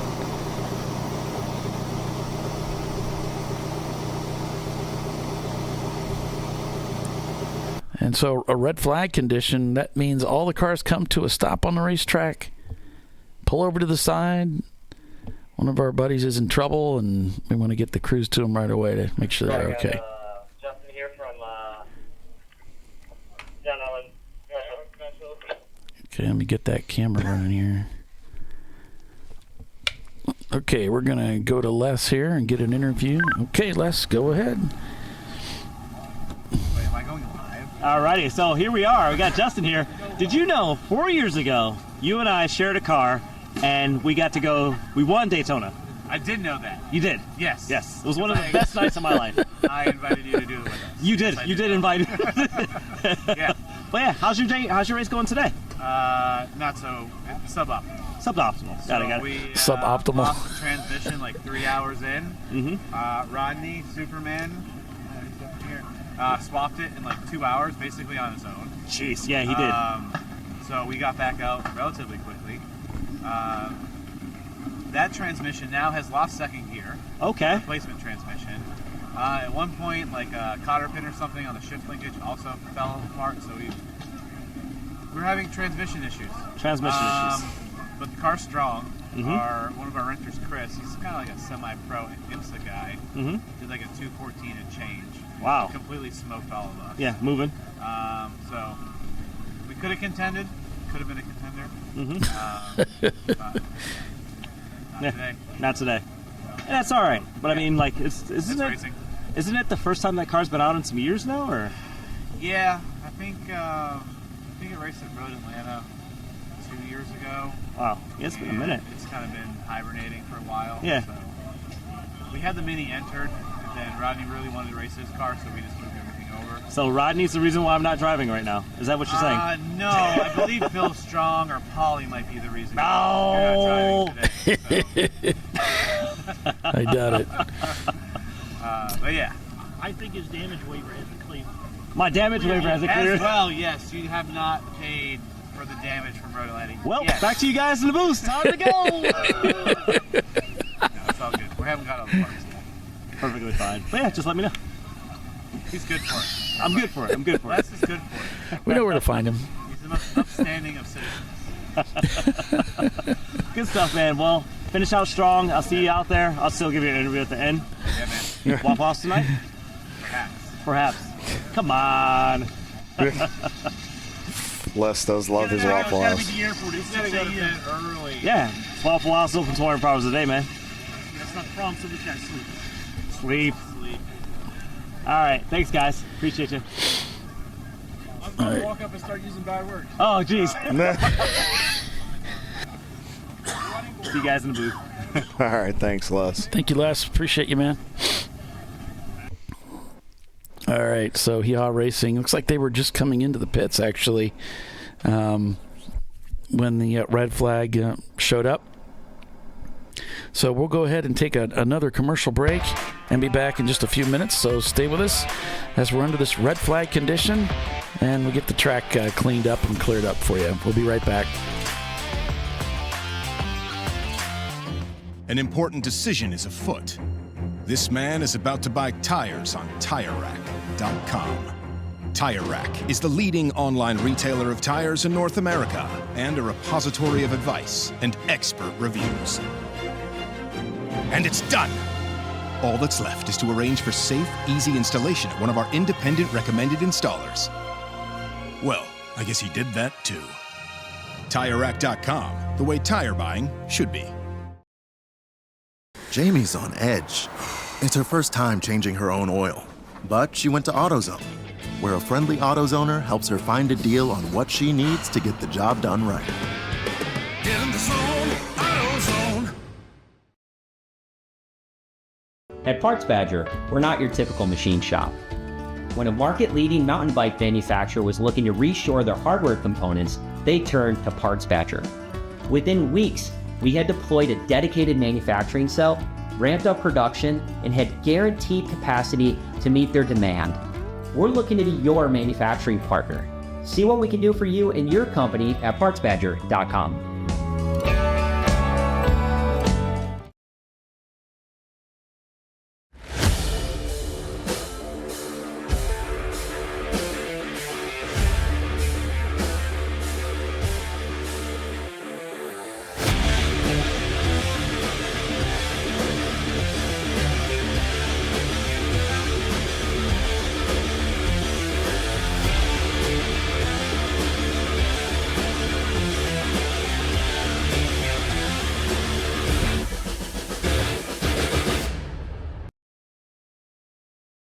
Want to get started streaming your races or make your current live stream more captivating?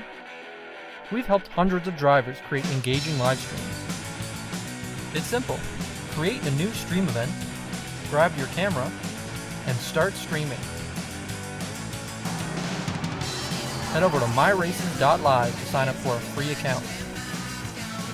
Or join us in our community Discord.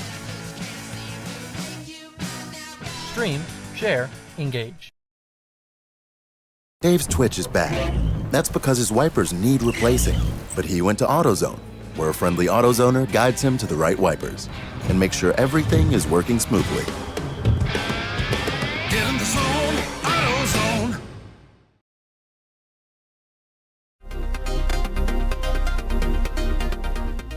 Welcome to TireRack.com, revolutionizing tire buying since 1979. With our unmatched selection of branded products, finding what fits your vehicle and is right for you and how and where you drive has never been easier. Through helpful online shopping tools that include our professional hands-on reviews done at the introduction of a tire and consumer reviews that give real-world feedback over the life of the tire, you can make the right tire choice and find exactly what you need. And if you prefer to talk to someone, our tire testers, our sales team, are available on the phone. And that's how we get you the right tire for you and your vehicle for where and how you drive.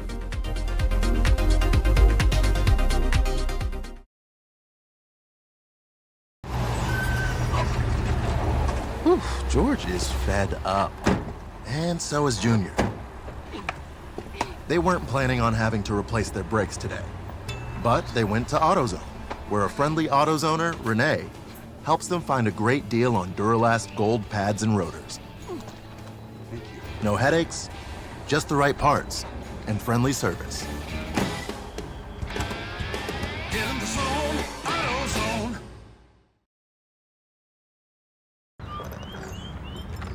I think I'm going to try buying tires online. TireRack.com can help you with that. I guess I could buy the same ones I have. No need to guess. Our tire decision guide gives you all the right options. I mean, I am no tire expert. You don't have to be. We've tested and rated thousands of tires. Answer a few questions and you're good to go. Someone should invent a tire decision guide or something. Can he not hear us? TireRack.com, the way tire buying should be. The Jimenez family are having battery issues. But a friendly AutoZoner tests their battery and helps them find the right Duralast battery to get back on the road. Get in the zone, AutoZone.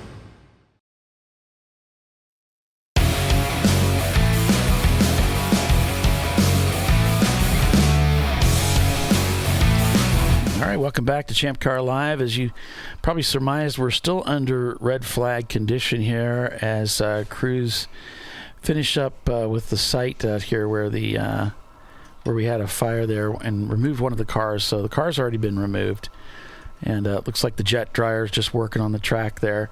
So obviously some fluids were dropped, and they're just working on the surface of the racetrack, and then they'll should be getting the thing taken care of here pretty quickly and get us back to racing here. So that commercial break covered up. That was really all that happened during the break. That car got picked up, and now they're just working on the track a little bit. So a look from pit road here from Les's cam, the Less is More cam, and you can see the excitement is just brimming over. Everybody's so excited. This is a time when you do get excited, and the adrenaline really hits when the cars come in. Right now, you're tired. You're just exhausted. It's like, I just want to go home. And then the cars come in, they park, and that's when the adrenaline picks up. How about that? Top. Let's do an interview. How about that? Yep, let's do it. He's in the truck.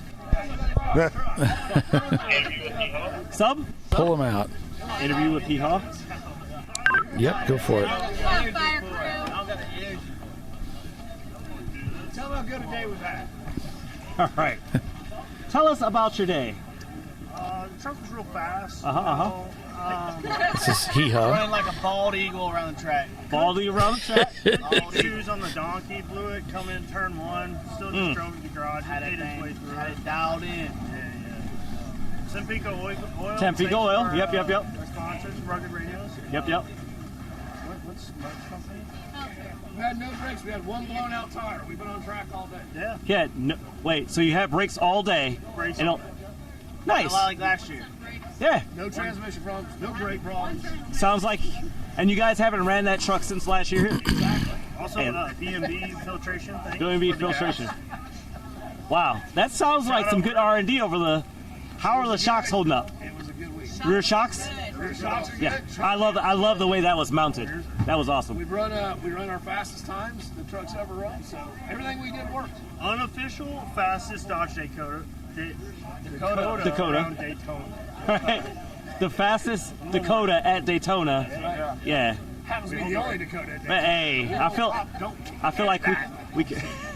Don't let the secret out. Don't let the secret out, right? I love it, guys.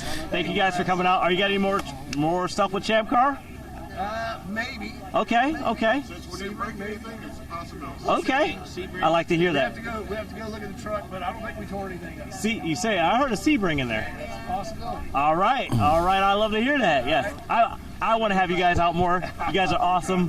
Please come back. Please come back. More than once a year. We're going to be here all the time. Right? Also, Paulie, you guys in the booth, they said if you guys want to build another truck, it'd be Yeehaw. Yeah. Now, hey, so like this is the sister car. Maybe with the girls. Ooh, another one for the girls. Hey, Yeehaw. Yes. Yes. And they can sell T-shirts and have a whole marketing strategy, Les. That'd be funny. Yeehaw versus hee-haw. Nice. Heck yeah. Thank you, guys. I appreciate y'all. Back to you guys in the booth. Okay. Great ideas. Thanks, Les. You're the man.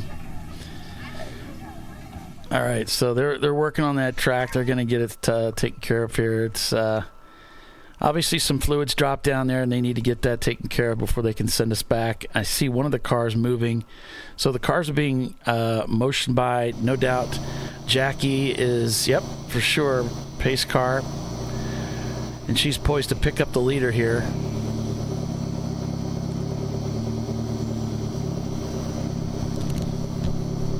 Now the way this is probably going to work is Jackie's going to wave that car ahead to go ahead and get going when she's ready, when the tower's ready, so that she's gonna tuck in between the two, most likely. Yep,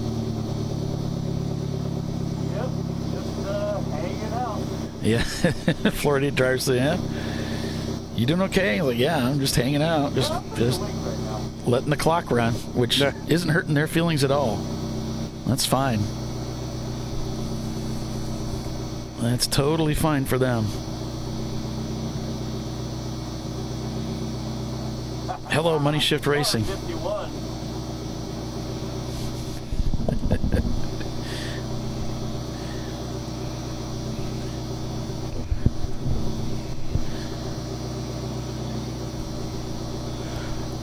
All right, so while we're waiting on this to get finished up, let's finish running through the last little bit of the classes here. So what we were getting ready to say is, with about 45 minutes and change to go, or probably about 46, 47 minutes, back as we're getting ready to go back to yellow, Paulie, I would safely say that I think Betty White may get her first Daytona win. Yeah, it's looking that way. I don't think she can lose it at this point because they've got 80 laps on second place. They could probably park it and still make it. So it's looking good for Betty White.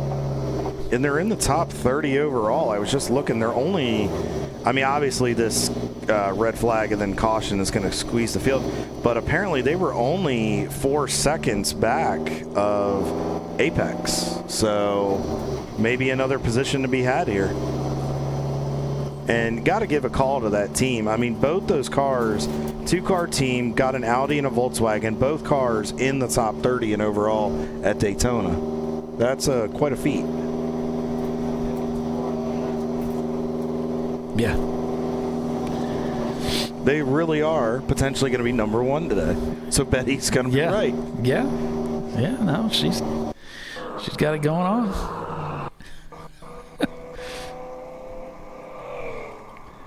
I just saw the irony in that. I figured I'd point that out. Yeah.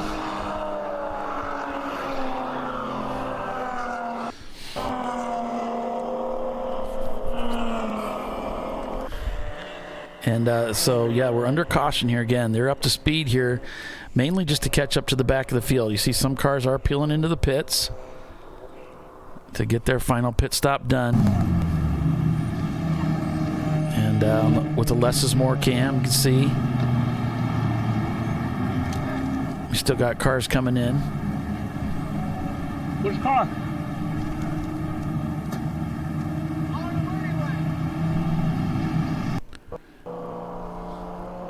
All right, so while we're waiting on the field to get caught up, I just got another note from Graham Jacobson. We had talked about it over the commercial. I wanted to get this out there to the viewership while we had a moment. So the 226 team, hey there, Money Shift Racing. Thank you guys for tuning in today. So it's 3 young drivers. Clay Bowman, who's a Spec Miata driver, originally came from the go-kart scene, is his first Champ Car race, but he's got a ton of racing experience, so technically not a brand new driver. So Andy Sung, who came from go-karts, this is his 3rd Champ Car race. He took the checker, as we said, at Road Atlanta, and he's on his way to take a checker here. And then I believe it's Tal Safani the older gentleman of the team, the veteran. He's 55, who has a long racing career with go-karts. Second in Israel. He's done rally, time trials, and Spec Miata. Thank you, Grant Jacobson, for sending me that. Good luck in your TA2 venture this year, buddy. We wish you the best and hope to see you at another Champ Car Endurance Series race soon. And good luck to the 226 team in the final 45 minutes.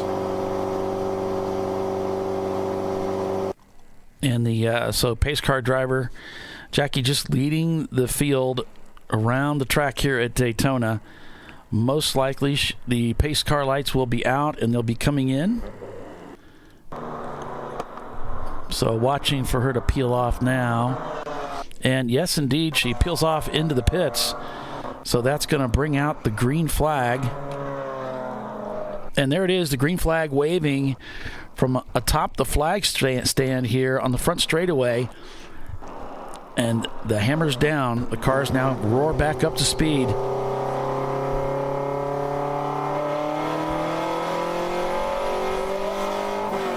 And here we go.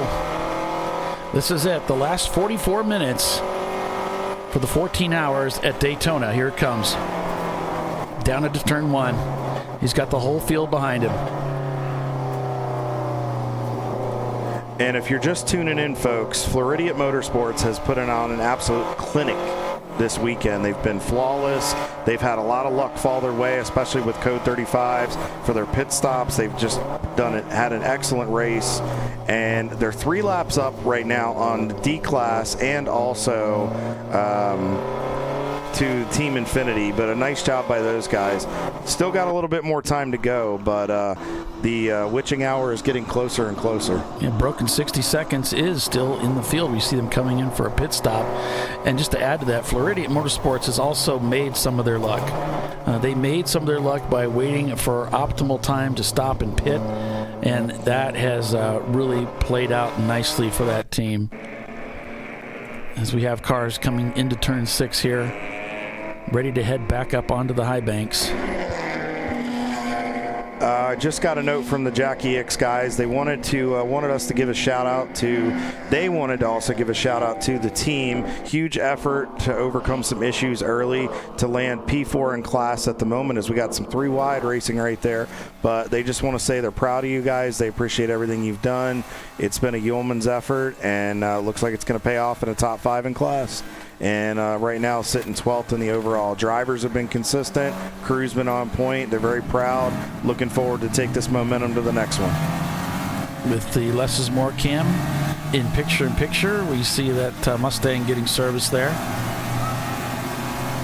As we're on board with Team Jackie Yakes in their 97 Mitsubishi 3000 GT, car number 166. Racing once again here at Daytona International Speedway in the Siliconsky 14-hour Enduro at Daytona.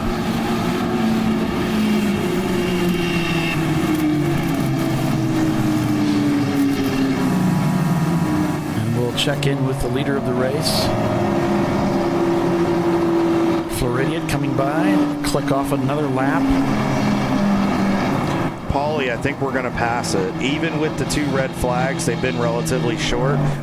They're on lap 283 right now, or just completed it. There's a good chance we're going to surpass that 290 record tonight. Well, at least for the last couple of years. I don't know if that's the ultimate record. Right. Well, while we got a couple minutes, let me go back into the old record books and see what they did last couple of years. Maybe we can find it.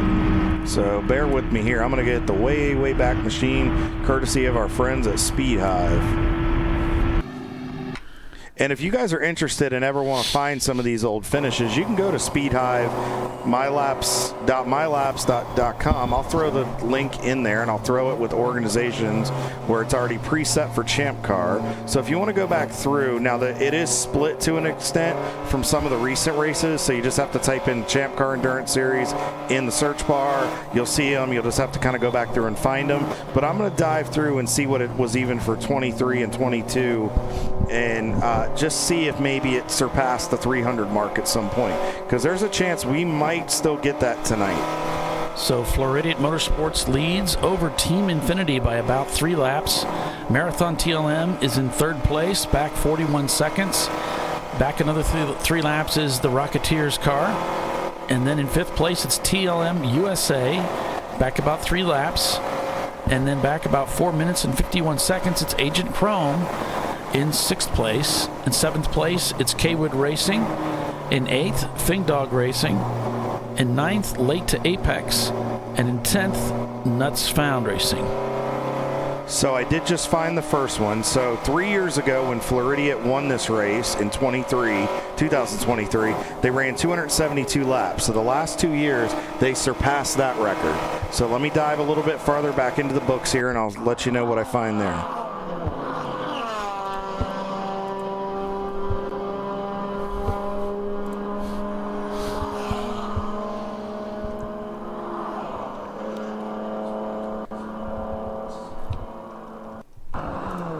A look at the cars as they come down to turn 10 off that high bank into the bus stop chicane. In 2022, they only ran 200 laps, and I remember that race because I was driving for one of the Brew Crew cars, and Roger Cohen just said 251 in 2018, so that covers that. In 2022, we had a thunderstorm that shut us down for about 2 or 3 hours. And I remember that one very vividly, being in that race. And actually, ironically, Jackie Ickx finished in the top 5 in that race, and so did David Twatty's guys and Rotary Rocketeers as well. So, and that was the year the Floridians also finished in 8th. So let me dive back one more year and see if I can find it. But this may be the first time in a number of years that we've hit 300. This could be a record for Champ Car. We'll have to get a final confirmation maybe from Andrew Sides. He's pretty good about keeping track of a lot of that stuff too. Yeah.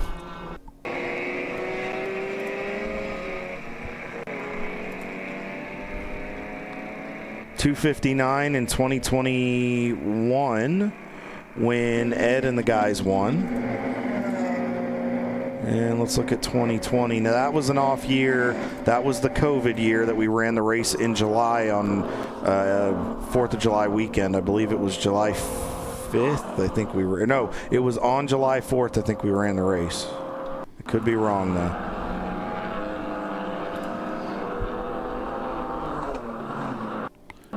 Yep, July 5th. And that year we did 256. So, Paulie, I'm thinking we may break a record if we get over 300. Yeah, and I wouldn't be surprised because we've got that purple 35 that's really a game changer for us and really proves that we are getting more green flag, more race time because we're turning more laps. And we've had some red flags today. Yeah, we've had a couple of them. So, Roger, thank you for giving me that information. I really appreciate that. Actually, let me roll back to 2019 because we got the 2018, we're missing 1 year. So let me see if I can find it. And again, folks, if you want to go take a look at this, speedhive.mylaps.com is a great place to go find this type of information. 329 in 2016, KSR1, Roger said. So I guess we're not going to come close to that. So thank you, Roger, for looking that up as well. But let's see what 2019 was. 2019, we ran 302 laps. So depending on if we don't get any code 35s, I don't know how quick we'll get it. We might get very close to the 2019 record when CMD Motorsports won over R-Bank Racing. And that's my TED Talk.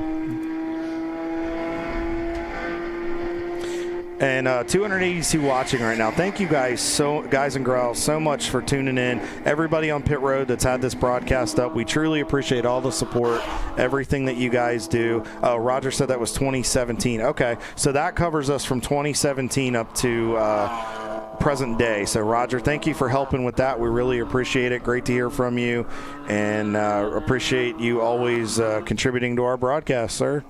But, yeah, we appreciate everybody that's tuned in this weekend. We were up over the 400s with numbers at one point. We know it's a long day, and a lot of folks have things to do on their Saturday, take advantage of their days off from work, spend time with family, have other errands and things that they need to do, maybe working on their car for an upcoming race. But we appreciate every single one of you, appreciate the support. Paulie, I appreciate everything that you do, and we definitely have an exciting 30 minutes coming our way here tonight, don't we? Yeah, it's really cool, and this is one of the fun parts of racing is just watching all the strategy play out and how everyone's dicing for position and trying to get the most out of their car, and they're taking it all the way to the end. No one's giving up.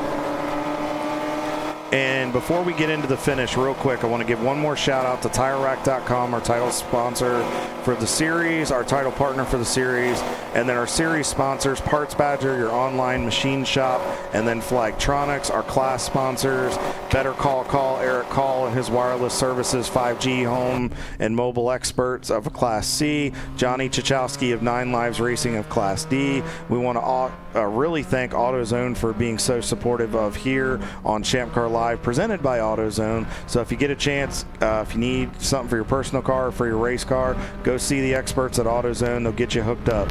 And make sure you get in the zone. And it looks like Rooster Racing is retaking EC lead over RPM AutoWorks. They're up about a lap on the Mustang. So it's 1 minute and 5 seconds is actually the gap that last time through for the Rooster Racing team in their 04 BMW M3. That's your AC leader.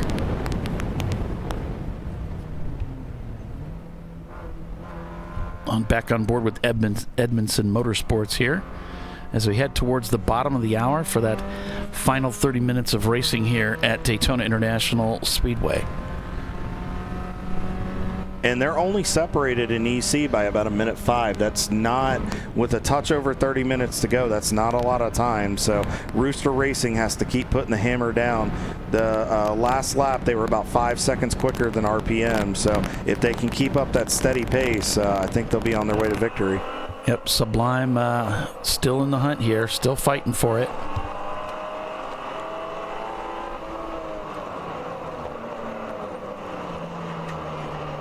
So it's Floridian Motorsports, Team Infinity, Marathon TLM, Rocketeers, TLM USA, Agent Chrome, K-Wood Racing, Fing Dog Racing, Late to Apex, and Nuts Found Racing. The top 10 overall runners out here at Daytona. In the Siliconsky Daytona 14-hour Enduro. Stay with us, folks. We'll be right back.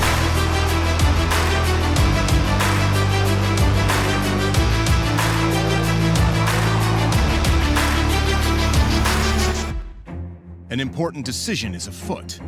This man is about to buy tires on TireRack.com. Tire Rack is the leading online retailer of tires in North America and a repository of advice and expert reviews. And it's done! All that's left is to arrange for safe, easy installation at one of our independent recommended installers. Well, I guess he did that too. TireRack.com, the way tire buying should be. Jamie's on edge. It's her first time changing her own oil. But she went to AutoZone, where a friendly AutoZoner helps her find a deal on what she needs to get the job done right. Get in the zone, AutoZone. At Parts Badger, we're not your typical machine shop.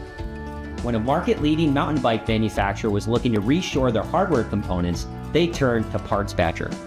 Within weeks, we had deployed a dedicated manufacturing cell, ramped up production, and had guaranteed capacity to meet their demand. We're looking to be your manufacturing partner. See what we can do for you and your company at PartsBadger.com.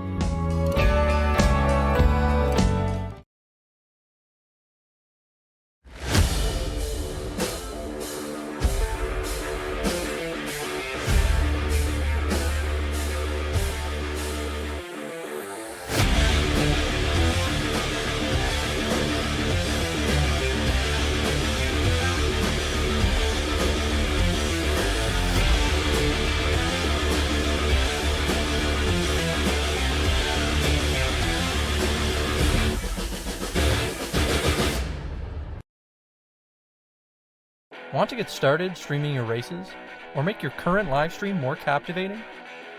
We've helped hundreds of drivers create engaging live streams. It's simple. Create a new stream event, grab your camera, and start streaming. Head over to myraces.live to sign up for a free account. Or join us in our community Discord. Stream, share, engage. Dave's Twitch is back. That's because his wipers need replacing. But he went to AutoZone, where a friendly AutoZoner guides him to the right wipers and makes sure everything is working smoothly. Get in the zone, AutoZone.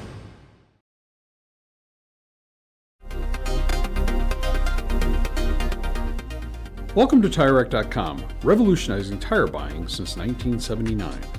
With our unmatched selection of branded products, finding what fits your vehicle and is right for you and how and where you drive has never been easier.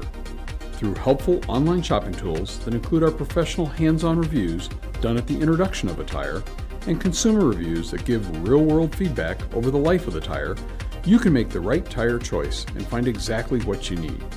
And if you prefer to talk to someone, our tire testers, our sales team, are available on the phone. And that's how we get you the right tire for you and your vehicle for where and how you drive.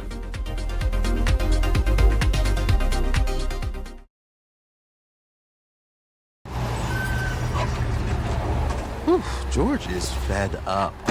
And so is Junior. They weren't planning on having to replace their brakes today.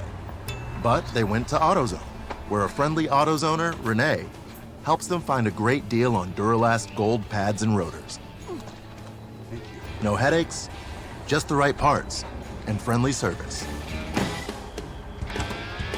Get in the zone, AutoZone.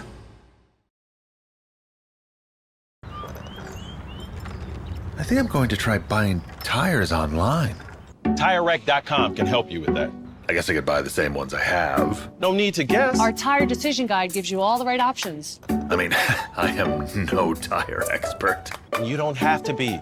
We've tested and rated thousands of tires. Answer a few questions and you're good to go. Someone should invent a tire decision guide or something. Can he not hear us? TireRack.com, the way tire buying should be. The Jimenez family are having battery issues. But a friendly AutoZoner tests their battery and helps them find the right Duralast battery to get back on the road. Get in the zone, AutoZone.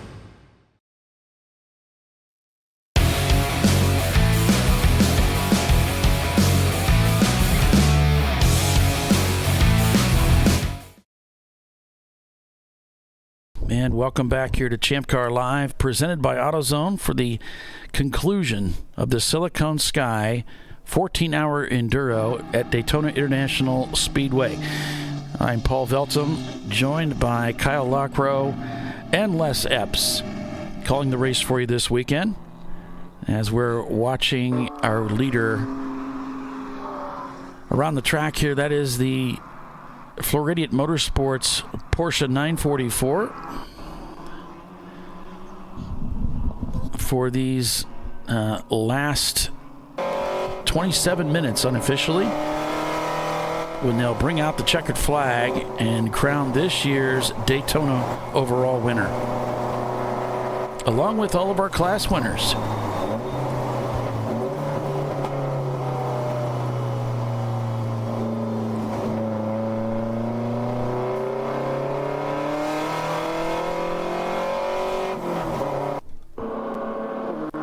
Too wide coming through turn 9 there, up on the high banks. Back into turn 10, here we go. A little bit of tire smoke there. We'll check in with Floridian, see where they're at on the high banks themselves.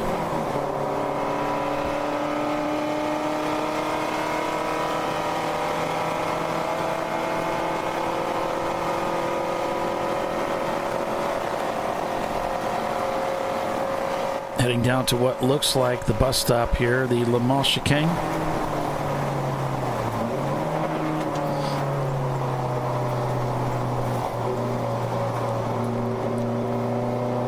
just taking it easy through here, obviously. Just looking to bring the car home.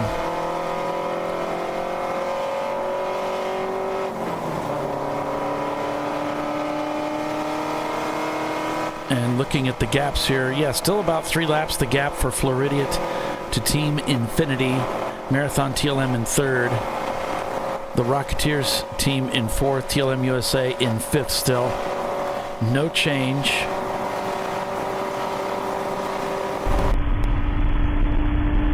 There's TLM with the Team Infinity car in their sights.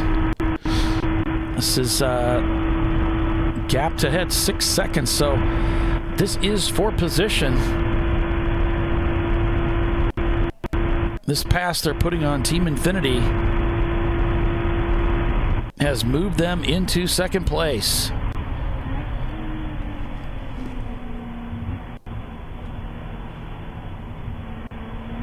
So you saw it here on ChampCar.Live. Marathon TLM reclaiming 2nd place, passing Team Infinity on the straightaway as they head into turn 3 here.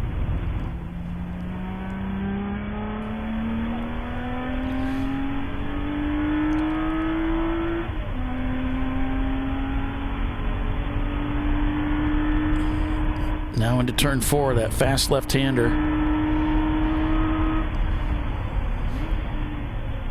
Down to 5. It looks darker than what it really is for the driver. The driver can see better than this.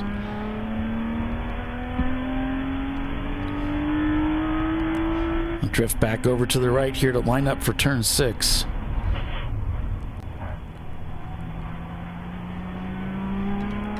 Sound like there's some crunching gears there.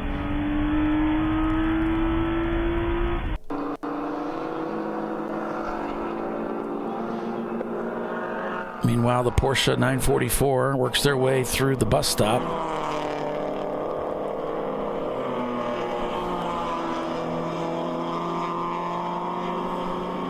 And you can just see how those lights shine up onto the safer barrier to provide light for some of those corners that they go through.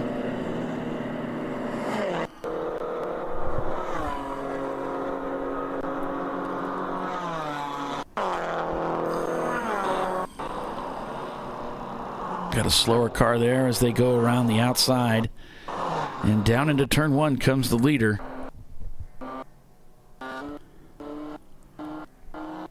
You know, they took the lead of this race early on. It was Fisted Racing who led early and did so expertly. Boy, that car was quick. And they looked very strong early on here at Daytona. And then they had a fuel issue, and that put them on the back foot. It wasn't long before Floridians took over the lead of the race, and they haven't looked back since then. There's been a lot of changes behind them, but since Floridia took over, they've commanded the lead of this race.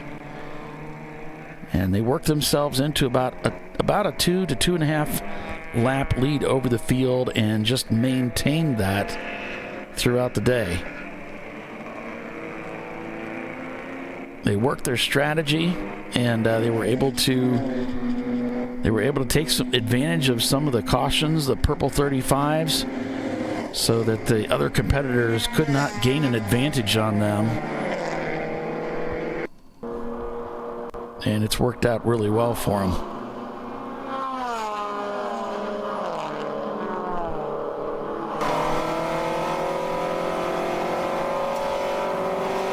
"21 minutes remaining."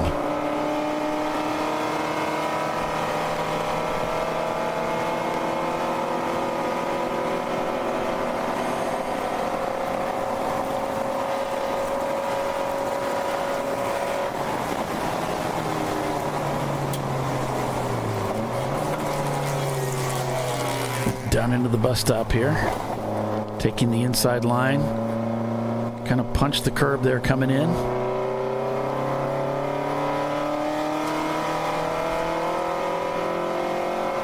Go for a gear change here.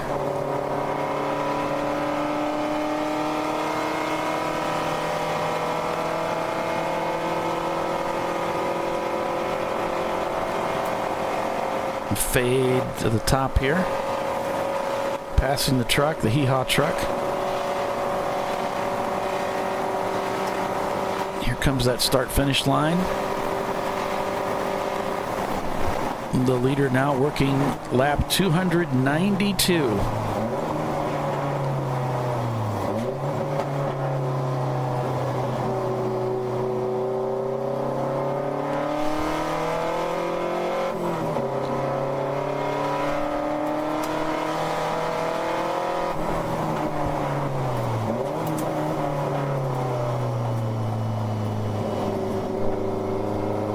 Around the International Horseshoe again.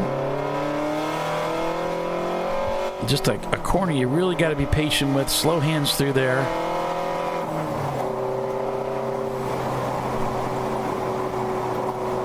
Through turn 4 here. Now for turn 5, the swing back to the 6, which will take him back up onto the high banks.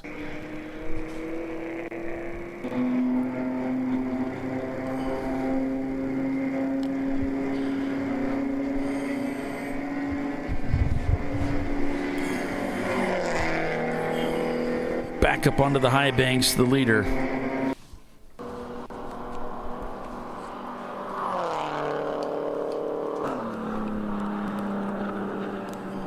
They come barreling down off that bank onto the flats here, and they'll head down into the bus stop again.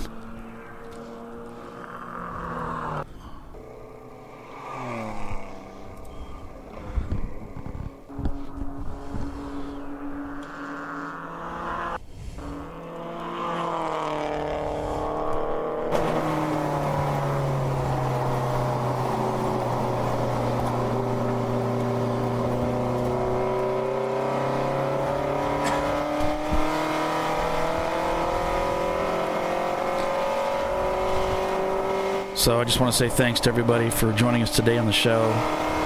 Thanks for the likes. If you haven't hit like, please go ahead and do that for me now. But say thanks to everybody. We appreciate you coming out and joining us. Thanks for your support.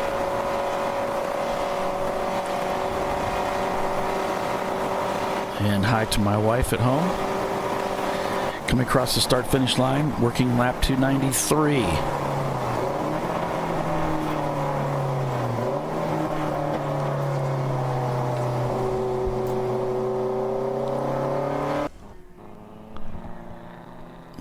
Catching up with them a little bit here. The buffer that with their camera is a little ways behind where our track cameras are at.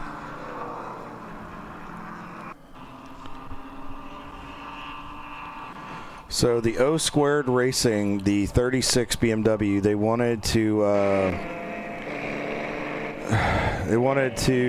sorry, I'm trying to read this here. Oh, they were 18th when they got hit and took us out of the race for 2 hours. We did the repairs and climbed back from the 50s down to 33rd and 14th in class. For a new team with young drivers, we're very proud of that. It's an amazing feat.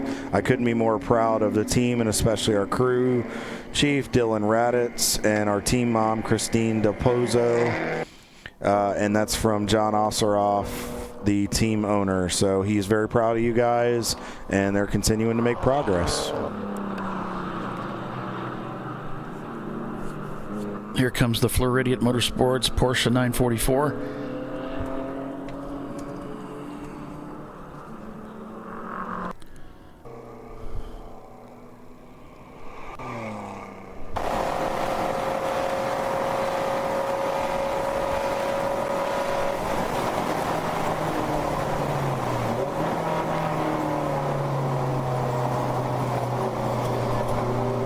So they're running laps around that 220, 221 area here. So about 16 minutes left in the race. So just about 7 laps remain.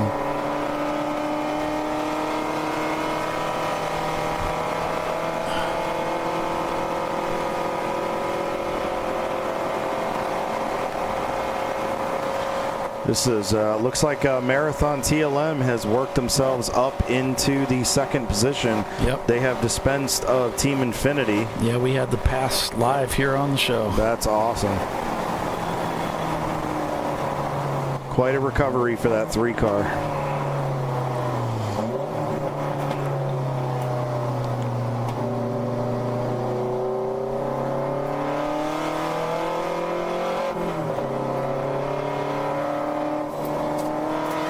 setting up this driver for a pass. I think that might have been the Siliconsky car, actually, as they head into this next horseshoe.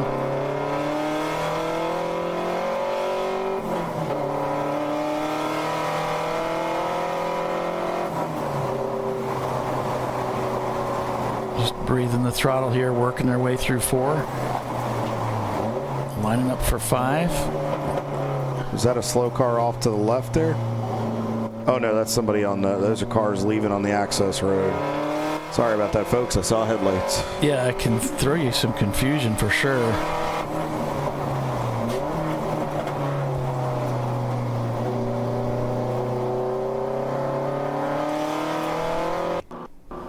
Definitely still running a solid pace as they working through NASCAR 1 and 2 right here.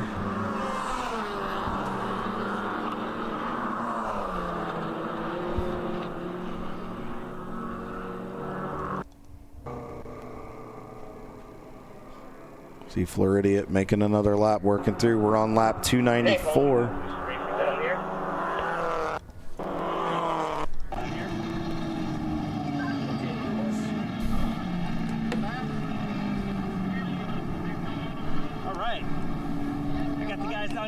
Racing, and they want to say a few things. Tell us about your race. Good so far. Good so far? You said you guys are in first place right now, yeah? So first place. I haven't actually interviewed you guys before. Have you been to Daytona before? Or? No? First time here. Nice. Nice. Welcome to it. That's awesome. We were at Champ up until like 2020, and then we went to a different series. We wanted to come to Daytona, so here we are. Nice. Heck yeah. That's awesome. Are you from local to the area, or where are you from? Northwestern Pennsylvania. Northwestern Pennsylvania. Geographically, wow, yeah, yeah. I'm from Ohio, so yeah, I was like, let me think about this. Yeah, that's a long haul, but it seems like it's working out for you guys, yeah? So far. Heck yeah. It's a BMW, it's an E46, yeah? Yeah. Yes, nice. Yeah, I seen it came in, and I was like, okay, it looks nice. I had the sailings on the wing, and I was like, the sailings have another car, but I like the color scheme for sure. Thank you. It's nice. Seems like it's working out good. I caught a few of your pit stops and stuff too. Seem pretty seamless. So, heck yeah. Yeah, the other series we only have 3 minutes for a pit stop, so this is like easy, right? Yeah. Good. No need to rush. Yeah, I always try to tell people, no need to rush. Yeah. No need to make an easy mistake. Heck yeah. What's your next race with ChampCar? Probably not this year. Oh, come on. Well, I'm not going to count your pockets for you, but if you get a little bit of tax and come back, come on out with us again. Heck yeah. Yeah, the guy in the car, he was driver championship last year for ADR, and I was third place. Nice. All right, well. We've had pretty good luck. Good stuff. Well, come on out, do some more ChampCar with us. I'd love to see you interview you. Eat some donuts with these and swap outs with you. I'll see you guys soon. All righty. Thank you. I'll see you soon. Paulie, I just saw something. Thanks again for that, Les. Back to you guys in the booth. Thanks, Les. I just saw something interesting. I think I just saw TLM with the marathon car just dispense a Floridian and get a lap back. I think that is them in front. So now that, I mean, yes, there's only 11 minutes and change to go, but that kind of gives another lap up for Floridian if something was to happen. But maybe they're just deciding, hey, we'd rather not race them and have them in our mirror, and then we can kind of dictate our own fate here. So I just found that kind of interesting.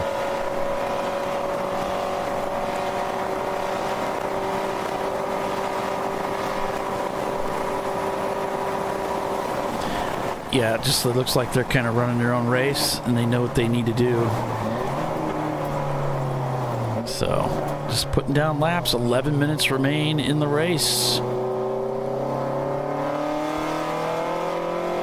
And Floridian, as I said earlier in the show, one of the oldest standing race cars. I mean, as far as a car that's been with the series the longest. And this is definitely one of those cars.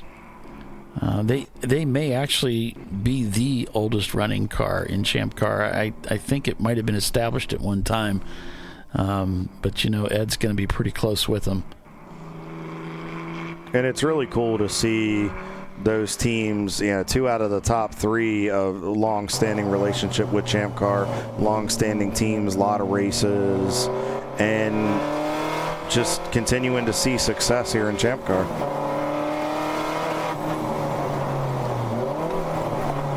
So coming down to 10 minutes to go here, Paulie. We're getting there, guys.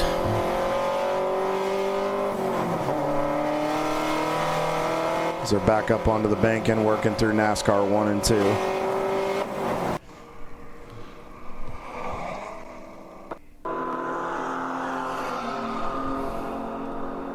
It's always fun to drive this place at night. There's just kind of such an aura that when you're here and you feel like, we're not doing 24 hours, which at some point would be really, really cool if we ever could make that happen. But it was so cool to get to do this at night and to get to drive it, because then you feel like you're getting a little bit of a taste of what they do when they do the 24 here in January. Kind of have an understanding of what those drivers go through. Can only imagine what it's like to drive around here at 3 a.m. at Daytona. Yeah, pretty cool, pretty special.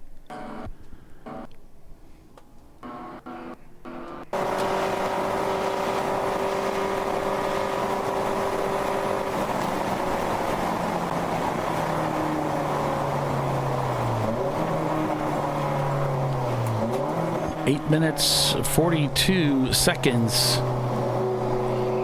Looks like that's where we're standing now, folks.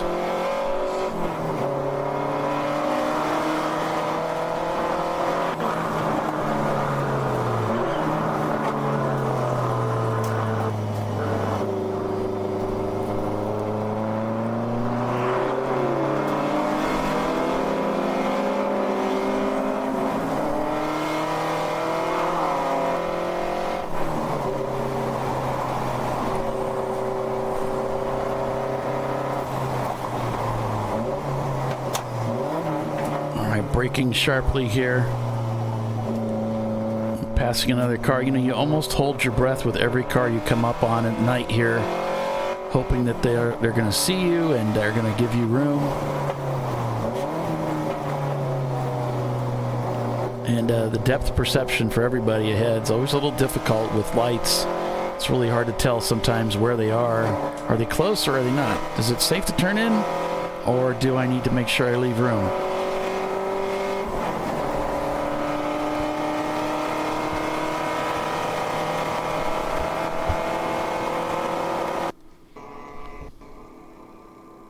Yeah, and you really have to watch, especially when you're on that banking. Again, with the perception being different, are they above you, below you?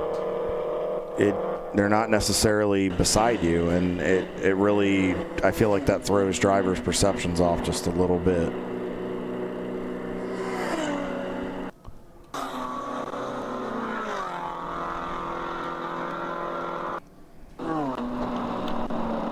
Absolutely. And this is just the waiting game that Floridian has to play. Just winding the laps down here. So we're going to keep an eye on a battle here for third place in the A-Class. Edmondson Motorsports is only 23 seconds back of Level 1 Racing. And we need to just really see what happens with this. And then also late to Apex is only 51.5 seconds behind Morrison. So we've definitely got a few battles here, folks. So make sure if you're watching on Race Monitor, scroll down, keep an eye on these. It's going to get interesting.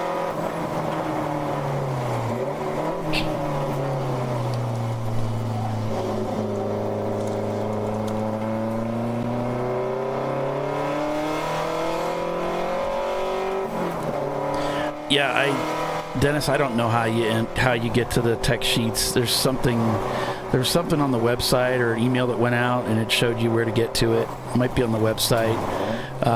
If you're here at the track, you can ask the officials down there in the pits. We're just the media guys, so we can't really be of much help with official stuff. So 5 minutes remain unofficially.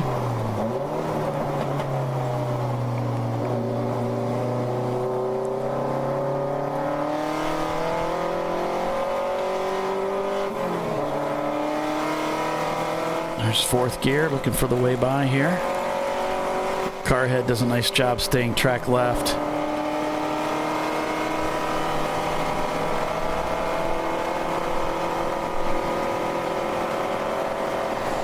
Heading down the back straightaway for the bus stop. Looks like he's going to try to get by some traffic here. Able to work through without an issue.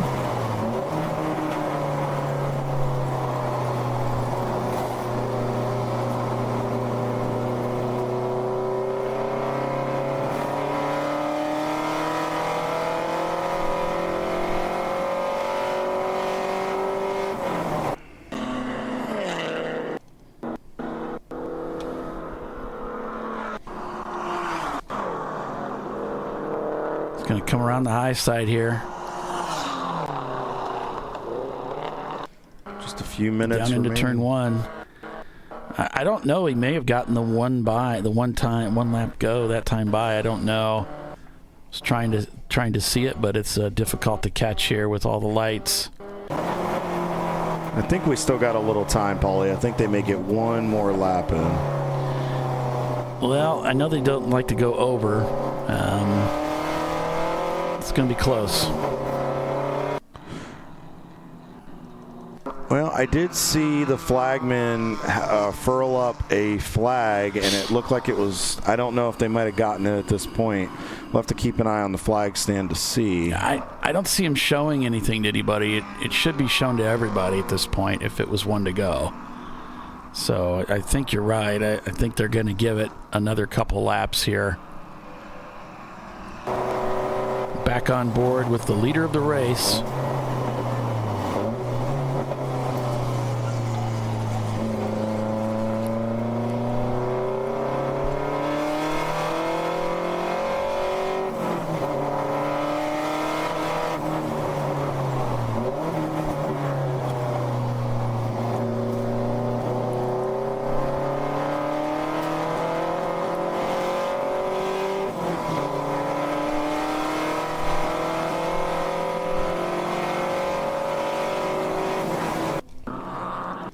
He's working his way through the bus stop now there.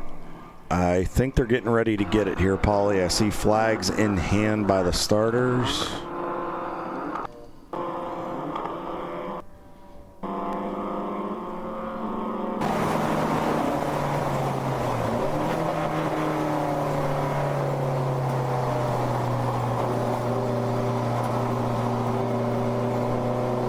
He's taking it real easy through the bus stop this time by.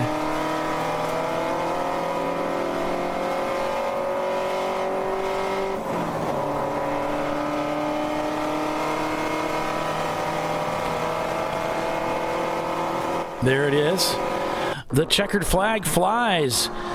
That's it. Floridian Motorsports wins the Daytona Siliconsky 14-hour Enduro. It's Floridian Motorsports with the overall win here at Daytona International Speedway. Marathon TLM comes in second place with Team Infinity in third place, followed by Rocketeers T-Rex 7 in fourth, and TLM USA taking fifth place, with Agent Chrome coming in sixth. A-Class is going to go to Agent Chrome, with the B-Class winner being the Rocketeers T-Rex 7. C-Class is going to go to Marathon TLM. Floridian Motorsports is going to capture D-Class. And the F-Class win is going to go to, you guessed it, WT Florida in the Betty White car. And for EC, it's going to be the RPM AutoWorks Racing Team. We just heard from them in their Mustang. They're taking the EC class win. So an incredible job done by everybody, and that Floridian Motorsports, Kyle, that team was just at full song all day long. They have absolutely been spot on all day. They put on an excellent performance, and no surprise to see what they pulled off here today. They had everything fall their way. Great job, excellent earn win. Most definitely. Kyle, thank you so much for doing such a great job again today in covering this race and all of your help throughout the weekend. Really appreciate you. Absolutely, Paulie. I really appreciate it. Thank you to Champ Car Nation and everybody for just continuing to be so good to me through this whole process. And we'll look forward to seeing you guys at the next one at Watkins Glen. Yep, and thank you, Les Epps. He's going to be bringing us interviews today, and it's from today's race, and you're going to see that posted up later. So thanks, Les. Thank you, Kyle. And thank you, everybody in Champ Car Nation, for tuning in and watching this epic race out here at Daytona International Raceway. So the Siliconsky Daytona 14-hour Enduro overall win goes to Floridian Motorsports. Another win here at Daytona for the Floridian team. So thanks everybody for joining us here this weekend. Hope you have a fantastic remainder of your weekend as we say so long from Daytona International Speedway. Until next time, I'm Paul Veltum for Kyle Lockrow and Les Epps. We'll see you next time. Take care, everybody.